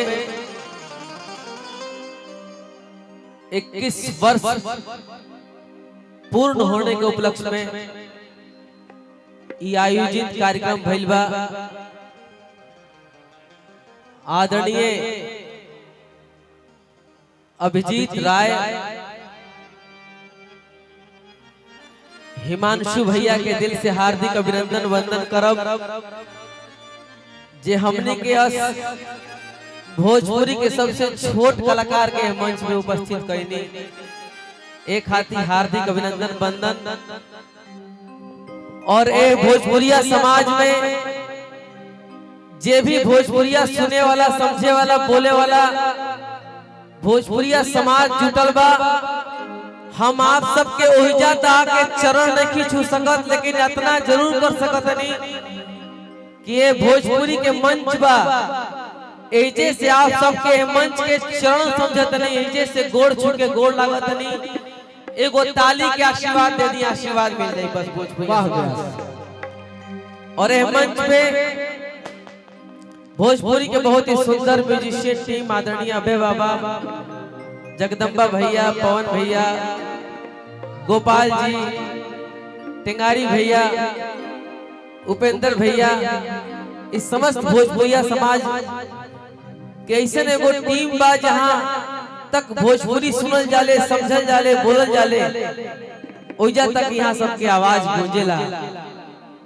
और जितना भी आज यूट्यूबर भाई लोग उपस्थित बानी, बाप रे बाप, तो हम लोग ना रह बोलो तो पूरा होइबे ना करी, ना रह बोलो तो पूरा होइबे ना करी। ई तो बदरी में लेके चल गए तो हम लोग चाहत रह कि हम कुछ बोली, लेकिन जौना कलाकार के आगे बढ़े के होखेला वो बहुत कुछ सहेला, बहुत कुछ समझेला, बहुत कुछ बुझेला। समय और धैर्य बहुत कुछ सिखा देवेला, बहुत कुछ समझा देवेला। तो हमनी के बहुत आगे जाए के बाद एजे तक नहीं रहे के। ऐसे हम एगो बात कहल चाहता नहीं, महतारी महान। अच्छा उपेंद्र जी भाई अपना ओहो एकदम लाइव कीजिएगा। उपेंद्र थोड़ा बेंजू की आवाज बढ़ाई ना, मॉनिटर में बढ़ाई, बेंजू की आवाज सब में खोली ना, सब में खोल दीजिए। ढोलक, तबला, बेंजू जितना बा सगरी में खोल दो जैसे कि सुनात नहीं खे कोरस के वोकल भी रोरा मॉनिटर में खोल आई। हमने के रुपया ले ले बनी जा तो प्रोग्राम करे आई बनी जा फ्री में लिखी जाए मिजाज बना के जाए कबा आधे घंटा गाइब दुइये गो गाना गाइब लेकिन मिजाज से गाइब अना तो चल जाए। सोखा बाबा हमने के उपस्थित बानी हार्दिक अभिनंदन। और भोजपुरी के बहुत ही सुंदर मंच उद्घोषक विक्की तिवारी जी बहुत बढ़िया आज ड्रेस पहने बानी। रतन भैया बानी दिल से हार्दिक अभिनंदन बंदन।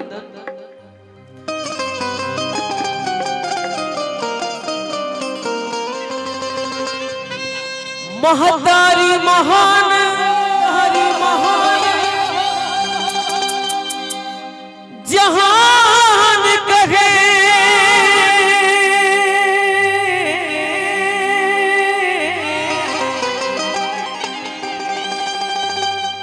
महतारी महान जहान है जहान कहे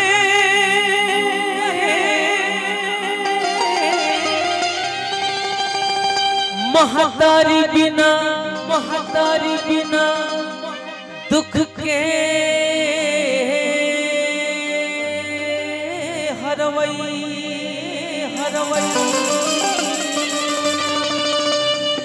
सुर तुलसीदास कबीर रटे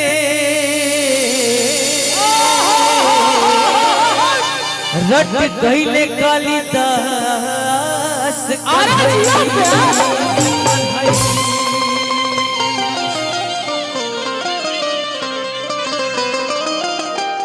बेचूरी तुम्हें प्रीत भरल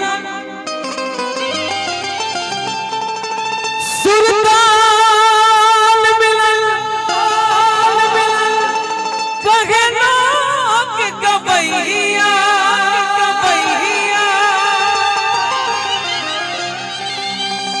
दास सुदामा कहे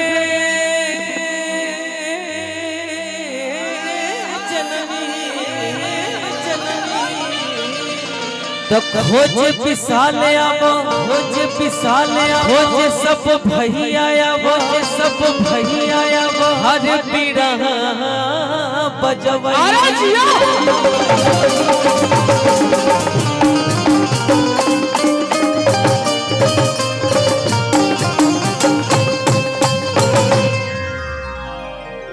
आज जो कुछ भी बानी यूपी बिहार झारखंड जहां तक पूरे वर्ल्ड में हमने के भोजपुरी भाषा सुनल जाता आप सबके आशीर्वाद प्यार से बानी।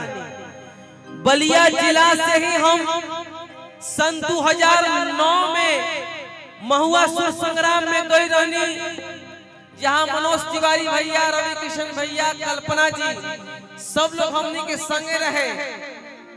बहुत गाना गौनी जा लेकिन म्यूजिशियन टीम के संगे एगो हमनी के गाना गौनी जा ए दशहरा में जौन की गाना सुपर हिट भइल। देवी गीत अगर जेकरा भी घर में बाज गई उस समझ जाए कि सुपरस्टार हो गई। ठीक कहत रबिया सोखा भैया बन जा सहारा माई जितना यूट्यूबर भाई लोग बने देवी गीत आप लोग रिकॉर्ड कर लीजिएगा। आज हम भी मिजाज में गाएंगे और आप लोग भी रिकॉर्ड कीजिएगा तो जरा समझ में आए कि आप लोग भी जरा अच्छा चीज चढ़ाते हैं। ये नहीं कि खाली उनका के धांस दिहनी तो उनका के रेल दिहनी। नीमन जाना लोग के पीछे से बोले में बहुत कुछ हो जाला लेकिन सामने जब आके बोलबो ना तो औकात के था लग जाला। जियो से बन जा सहारा माई हर बन जा सहारा हो बन जा सहारा माई हर लाई कल ए माई हई सब हवा में आ जाए माई सभवा में आ जाए माई बेटा के पुकारवा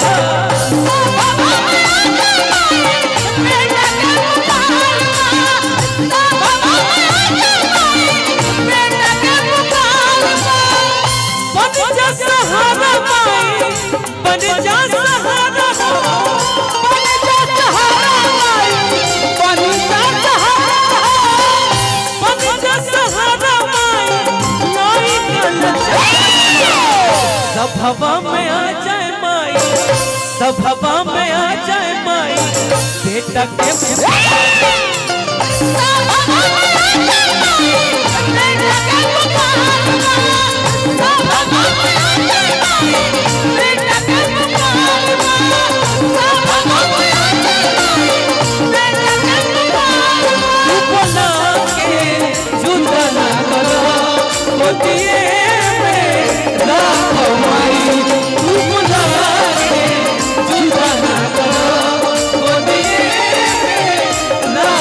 बड़ी खाड़ी पहाड़ी चढ़ी हो छन भर भी रुक बना देख पाई हो बड़ी खाड़ी पहाड़ी चढ़ी हो छन भर भी रुक बना देख पाई हो खाली झोली भरा खाली झोली भरा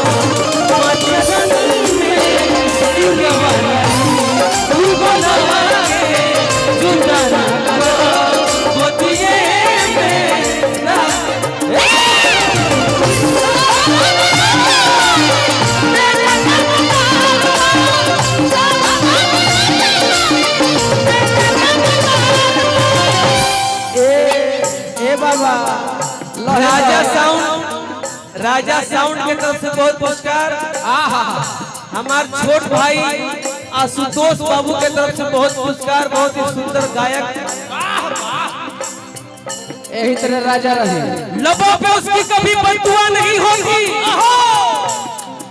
लबों पे उसकी कभी बददुआ नहीं होगी बस एक माँ है जो मुझसे कभी खफा नहीं होती किसी के हिस्से में मकान आई किसी के हिस्से में दुकान आई मैं सबसे छोटा बेटा था इसीलिए मेरे हिस्से में सिर्फ मेरी माँ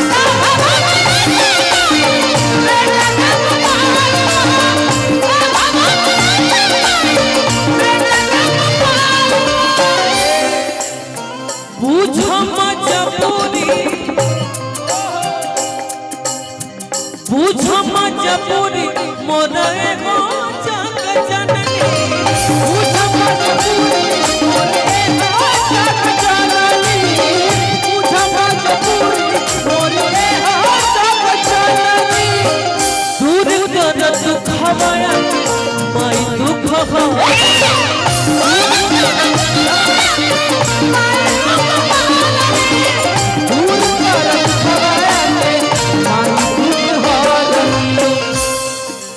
किसी का औकात नहीं है पूरे भोजपुरी इंडस्ट्री में जो सबसे अच्छा गाएगा सबसे अच्छा प्रोग्राम करेगा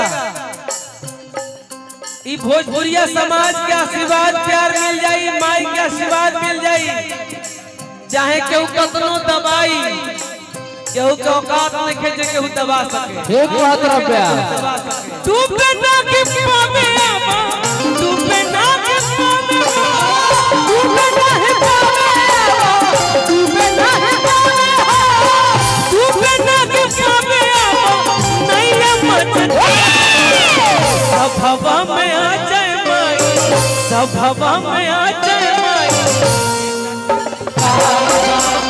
सब हवा में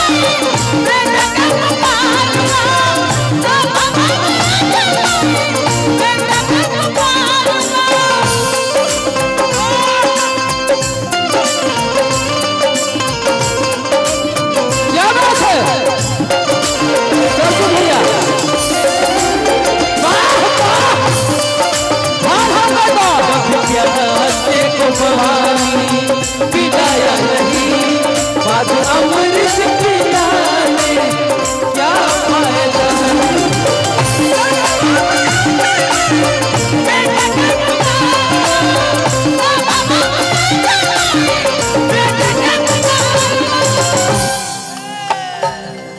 सभा में माइयों बहन बैठल लोग बड़ी लोग। हाँ जी हाय हाय हाय हाय चिंगारी ऐसे कुछ होके वाला बा। चिंगारी से खेले के आदत हो गल बब्या जितना फेंके हाय देखो हाय देखो हाय देखो कैमरामैन फोकस करे ई है पानी होना रखला जिया ई है पानी होना रखला जिया हमार ई है पानी होना रखला जिया हमार माई तोहर बिना लगे सगरिया माई तोहर बिना लगे सगरिया माई तोहर बिना लगे सगरिया ए पूरे ब्रह्मांड में सरकार ऐसा म्यूजिशियन टीम ना मिले जोड़ा नहीं खे।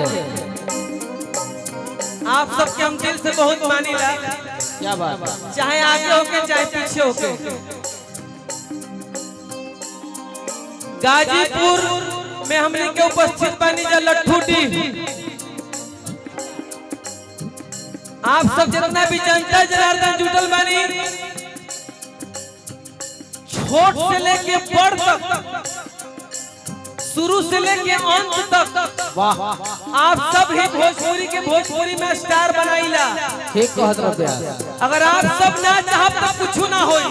सही बात ई है पानी होना रखला जिया हमार हो ई है पानी होना रखला जिया हमार हो माई तोहरा बिना लगे सगरिया माई तोहरा बिना लगे सगरिया माई तोहरा बिना लगे सगरिया हो। सरजू भैया हमारे आदरणीय गार्जियन जकरा आशीर्वाद प्यार से सबनी के जुटल बनी जा। वाह हिमांशु भैया हिमांशु बिसलवा माई हिमांशु बिसलवा हो हिमांशु बिसलवा माई हिमांशु बिसलवा हो रोहित बिसलवा पारा रोहित बिसलवा पारा पोइया तो पड़ाका तो छूटत तो लागत जैसे कि बंदूक छूटत होते। हाँ तो भाई एक बात हमार जहाँ तक आवाज जात होगी ये हमारा अंतिम गीत है देवी गीत। जे भी अपना माई के लड़का लड़की होई तनी दोनों हाथ प्रेम से उठा दी। बिना माई के अभ्यास केहू नहीं खे। हमार जहाँ तक आवाज जात होगी जे भी अपना के अपना माई के लड़का बुझत है दोनों हाथ सब लोग उठा देवे। हम तो पूछी ना अपना माई जे माई के लड़का ना होगी वो हाथ ना उठाई भाई दोनों हाथ उठाइए अब कहा दे थप्पड़ी बजा के अरे किस्सा भवा में आ जाए माई बेटा के पुकार बेटा का सब भवा में आ जाए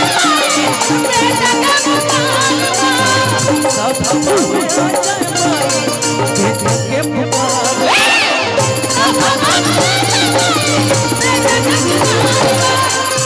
भवा में आ जाए बेटा भवा में आ जाए सभवा में आ जाए बेटा बेटा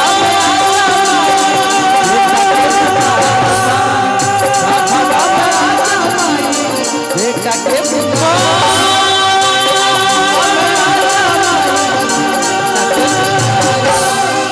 सभवा में आ जाए बेटा के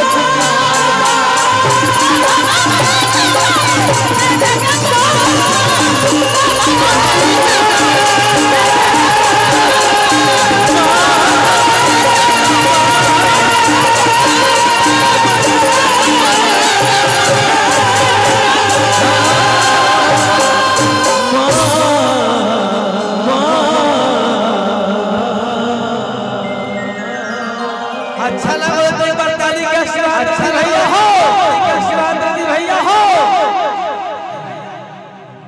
आ जाओ चालू हो के पहला काला हो जावे पहला काला तनी पानी देस रह भाई पानी देत रह हमने के देखा हमार गांव बलिया जिला परेला लेकिन हम शुरू से ही बक्सर जिला में पैदा भइल बनी। आदरणीय हिमांशु भैया की तरफ से बहुत पुरस्कार। आप अपने मुखार बिंदु से बोलिएगा तब हमको समझ में आएगा। देवी गीत आपको कैसा लगा? सुंदर, बहुत अच्छा। पूरी जनता जैसे बैठी थी वैसे ही बैठी हुई है, हिल नहीं रही है कोई।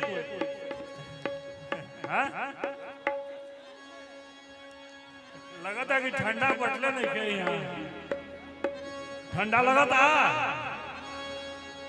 अभी तो और गर्मी पड़ेगी। अभी चालू कहाँ भाई बाप चालू होई। मलाई देख के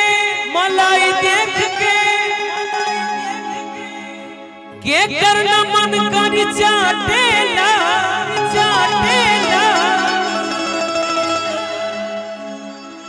ए पूरे भोजपुरी जगत में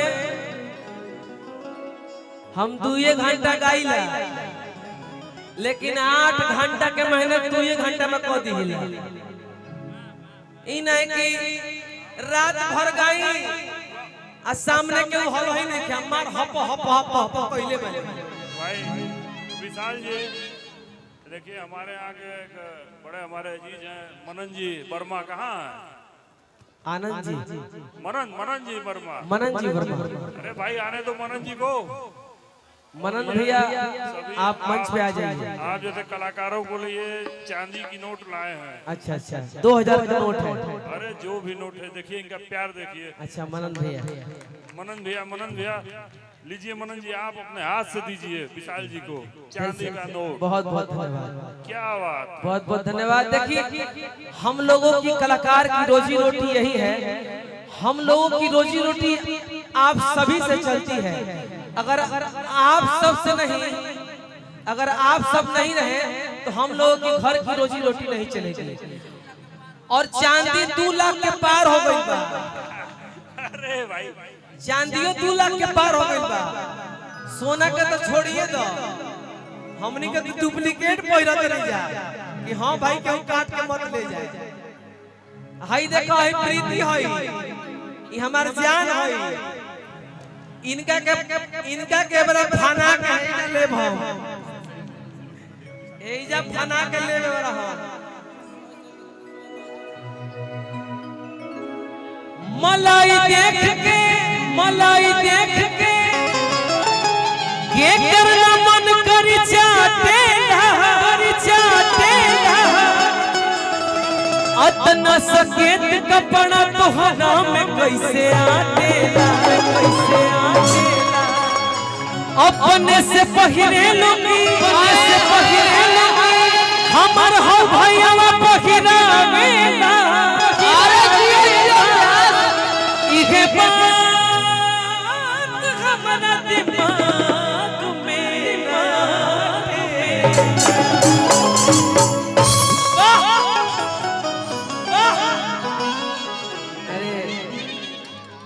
अरे हम आप पे तो फिदा है यार।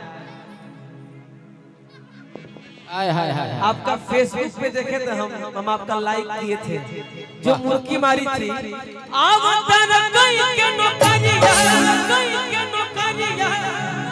हम गाई लेकिन हमारे को गाना और हिट भइल बा। अभी हिट भइल बा कहां पे तकीन देख कानवा के बालिया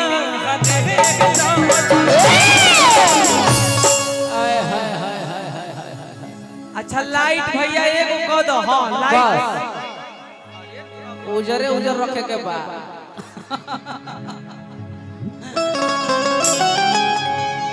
लाइट एगो रहे तो भैया यूट्यूब वाला भाई के हमारा परेशानी होता।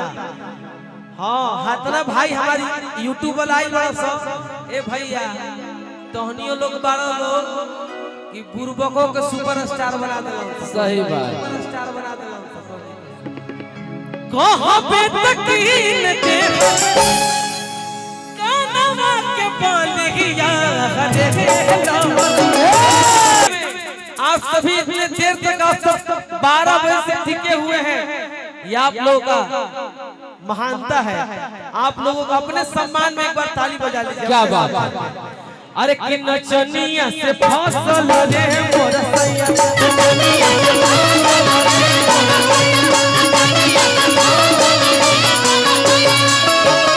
सुतत दोपहर में, सुतत दोपहर में ओकरे खाता डालत कुल्ही रुपैया, डालत कुल्ही रुपैया।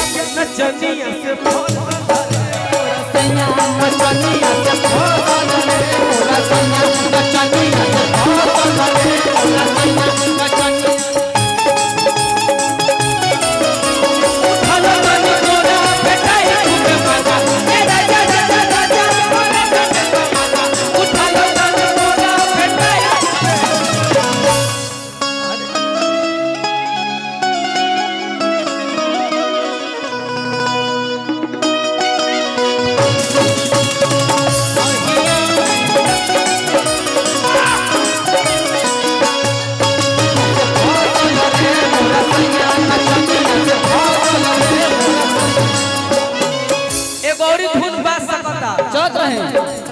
एक चुम्मा बोले जा संग दिल बोले जा, एक चुम्मा बोले जा संग दिल बोले जा,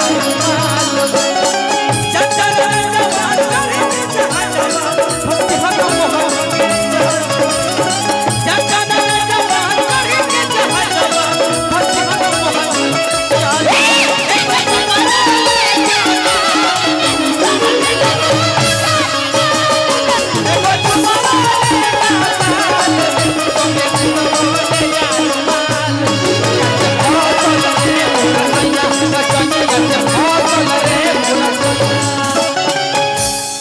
देखी समय बहुत ज्यादा हो रहा बा, आ कलाकार के लंबा लाइन बा, एक में लंबा लिस्ट बा। ऐसे हम चाहते नहीं कि एगो सैड सॉन्ग गा के आपन हम समापन करब।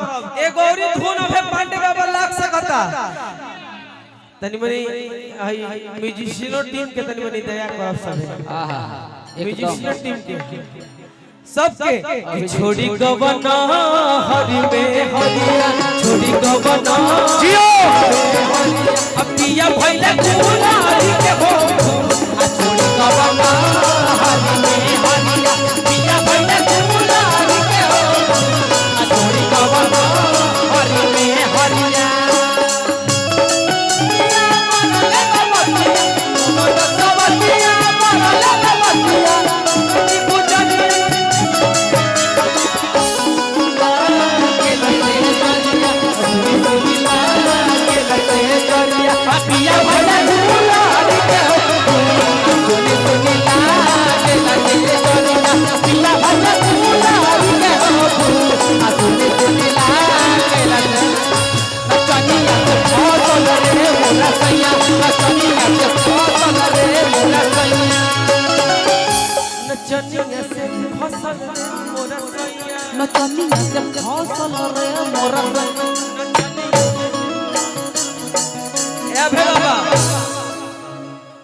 ए भोजपुरी जगत में हमनी के भोजपुरी के शेक्सपियर आदरणीय स्वर्गीय भिखारी ठाकुर जी के आज जन्मदिन है, यहाँ सब बजौले बानी।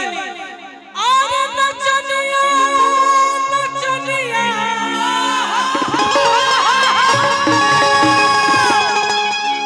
हरे नचनिया नचनिया हरे नचनिया नचनिया नचनिया उड़ान बोलो। अरे कि हमरा राजा जी के खोइलस जवनिया, राजा जी के खोइलस जवनिया, हमरा राजा जी के खोइलस जवनिया, हमरा राजा जी के खोइलस जवनिया।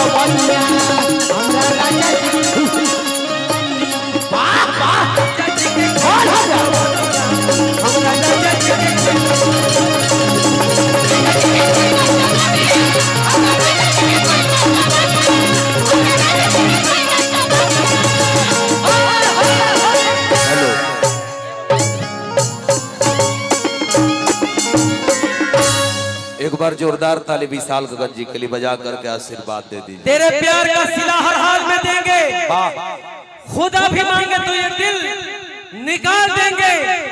अगर दिल ने कहा कि तुम बेवफा हो तो जाओ यार, इस दिल को भी सीने से निकाल, इस दिल को भी बहुत सीने बहुत से निकाल। धन्यवाद विशाल भैया। रीजन क्या है कि कॉलेज का कार्यक्रम है और प्रशासन के द्वारा प्रोटोकॉल भी है, तो इसके लिए बहुत बहुत धन्यवाद। विशाल गगन का कार्यक्रम बहुत ही शानदार रहा और श्रीमान हिमांशु भैया और बाबू वैष्णवी को एक मेमेंटो से सम्मानित कर दे। और जितने हमारे गार्जियन आदरणीय सोनू भैया, हमारे बड़े भाई, सबका बेहद सम्मान रहा, सबका बहुत बहुत धन्यवाद सब। और अरे मंच बांध दिए एकदम। अब मैं चाहूंगा कृष्ण जैसे सारथी की बात मैं करूं और इस मंच पे अब गोलू राजा जैसे महारथी की बात करूं, तो सीधे सीधे मैं चाहूंगा कि तीनों कलाकार को एक साथ बुला रहा हूं। एक तरफ धड़कते हैं गोलू राजा और आपके सीने में वही धड़कता है चंदन यादव, और उसी बीच बबीता सागर। तीनों कलाकार को मैं एक साथ आमंत्रित कर रहा हूं, सम्मान हो जाएगा, उसके बाद गोलू राजा जी का कार्यक्रम शुरू हो जाएगा। बहुत बहुत धन्यवाद। तीर के देख के अगराई नीक लागेला आ तारा निहल की जब दाते उंगली दबा के छत पे भागेले, का जाने काहे दो ओकरा प्यार में पगलाई नीक लागेला।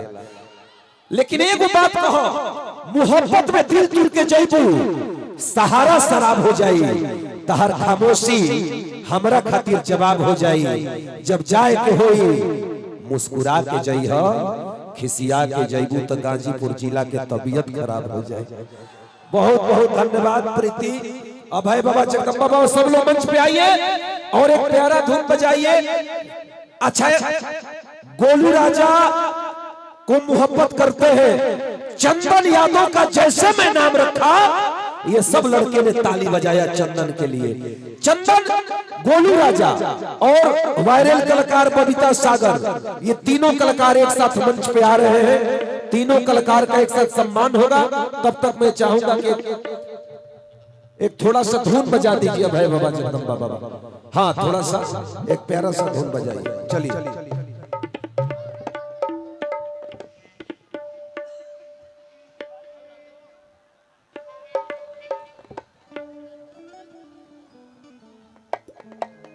प्रीति तनी चार जने खड़ा होके खाली भाव नृत्य कर दलो। आजा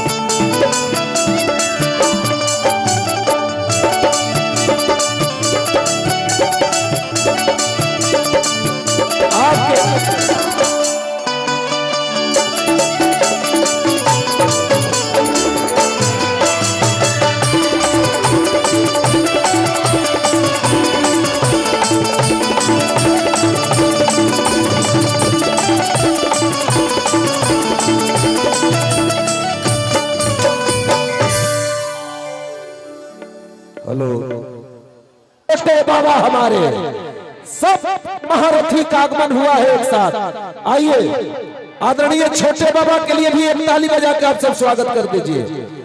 और जैसे ही चंदन का मैं नाम रखा, सब नौजवानों ने ताली बजाया।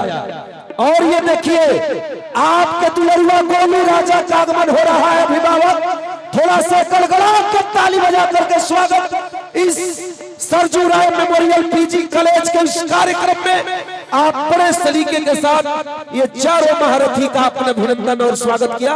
श्रीमान हिमांशु राय भैया से चाहूंगा कि अंग वस्त्र और मेमेंटो से राजा भैया थोड़ा सा आवाज उठाइए यार, मैं 12 बजे से बोल रहा हूं। मैं एक बात बता दूं, गोलू राजा की मुस्कुराहट श्री हिमांशु राय जी की मुस्कुराहट बनकर के गोलू राजा आए हैं, चंदन यादव आए हैं, छोटे बाबा आए हैं, बबीता सागर जी आई है। और पता है आप आदरणीय छोटे बाबा को अच्छा क्रमबद्ध तरीके से होगा, आ जाइए छोटे बाबा। ये छोटे बाबा हमें इनकरे को डायलॉग हिट भई रहे कि बोला बोला ये कबूतर नीचे चढ़ू के ऊपर। बहुत बहुत धन्यवाद छोटे बाबा। Sarju Rai memorial PG college, ये हमारा भोजपुरी का चंदन जो भोजपुरी को महकाता रहता है हमेशा। अभी भाई का गीत भी वायरल हो रहा है कि तोरा बघवा के आगे, और चंदन यादव, गोलू राजा और छोटे बाबा, ये तमाम महारथी का हमने सम्मान किया। और मैं गोलू राजा जी और चंदन जी का ध्यान चाहूंगा, ये वही गाजीपुर की धरती है जिस गाजीपुर की धरती से बड़े उस्ताद घायल गाजीपुरी होते हैं। अरे मेरा भाई कहाँ है? अरे बाप रे बाप, ये देखिए हिमांशु भैया, आपके बीच में इतनी बड़ी हस्ती श्री गोपाल राय जी के बेटे, बागी बलिया गाजीपुर के लाल श्री गोपाल राय जी के बेटे कार्तिक राय भैया है। कार्तिक जी का सम्मान श्रीमान हिमांशु भैया कर रहे हैं। यही गोपाल राय जी हैं जो उत्तर प्रदेश के हस्ताक्षर है, और उनके पुत्र कार्तिक भैया है। रतन उर्फ चापू बाबा का ये प्यार, बहुत बहुत धन्यवाद सभी श्रीमान का। अब मैं चाहूंगा कि हम, अरे भैया भैया भैया बहुत बहुत धन्यवाद। अब थोड़ा सा मंच को खाली कर दीजिए, बैठ जाइए सब लोग, बैठ जाइए। भाई चंदन जी को एक कुर्सी दे दिया जाए कोने में, या बैठ जाइए। चलिए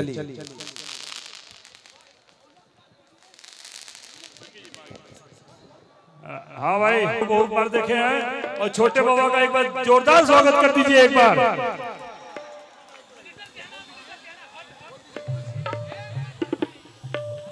रउआ सही फरत रही, फुलात रही, सूरज चांद देखा जगमगात रही, और सही पब्लिक से कलाकार से नेह जोड़ले रही। रो गंगा जी के पानी लेकर रोज 2-4 हाथ बढ़ जाते रही। बहुत आशीर्वचन से छोटे बाबा ने यहाँ पे सबका स्वागत किया। मंच पे से मैं चाह रहा हूँ जो हमारे सम्मानित लोग हैं थोड़ा सा मंच पे उतर जाए।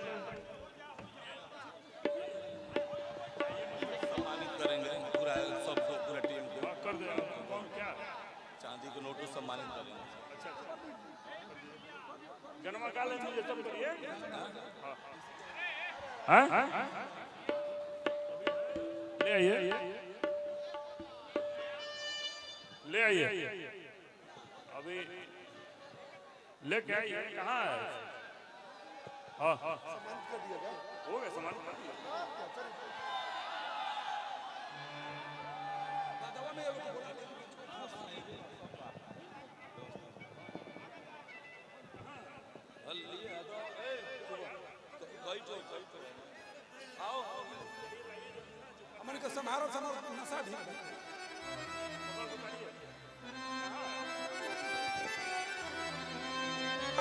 भाई देखिए, गोलू जी लेके आइए। ये हमारा क्षेत्र बहुत जीता जागता क्षेत्र है, और बहुत ही ये दीजिए, पहले आप दीजिए। प्रवीण वर्मा जी हैं, ये चांदी का नोट गोलू राजा का सम्मान में देते हुए बहुत बहुत बधाई, बहुत बहुत धन्यवाद। बहुत बड़े दिल वालों का क्षेत्र है, ये भीड़ आपको दिखा रही होगी। चंदन यादव जी हैं, चंदन जी को दीजिए। ये भी बहुत बड़े गायक हैं। चांदी का नोट, बहुत शुभकामनाएं। अभी मनन जी ने भी दिया।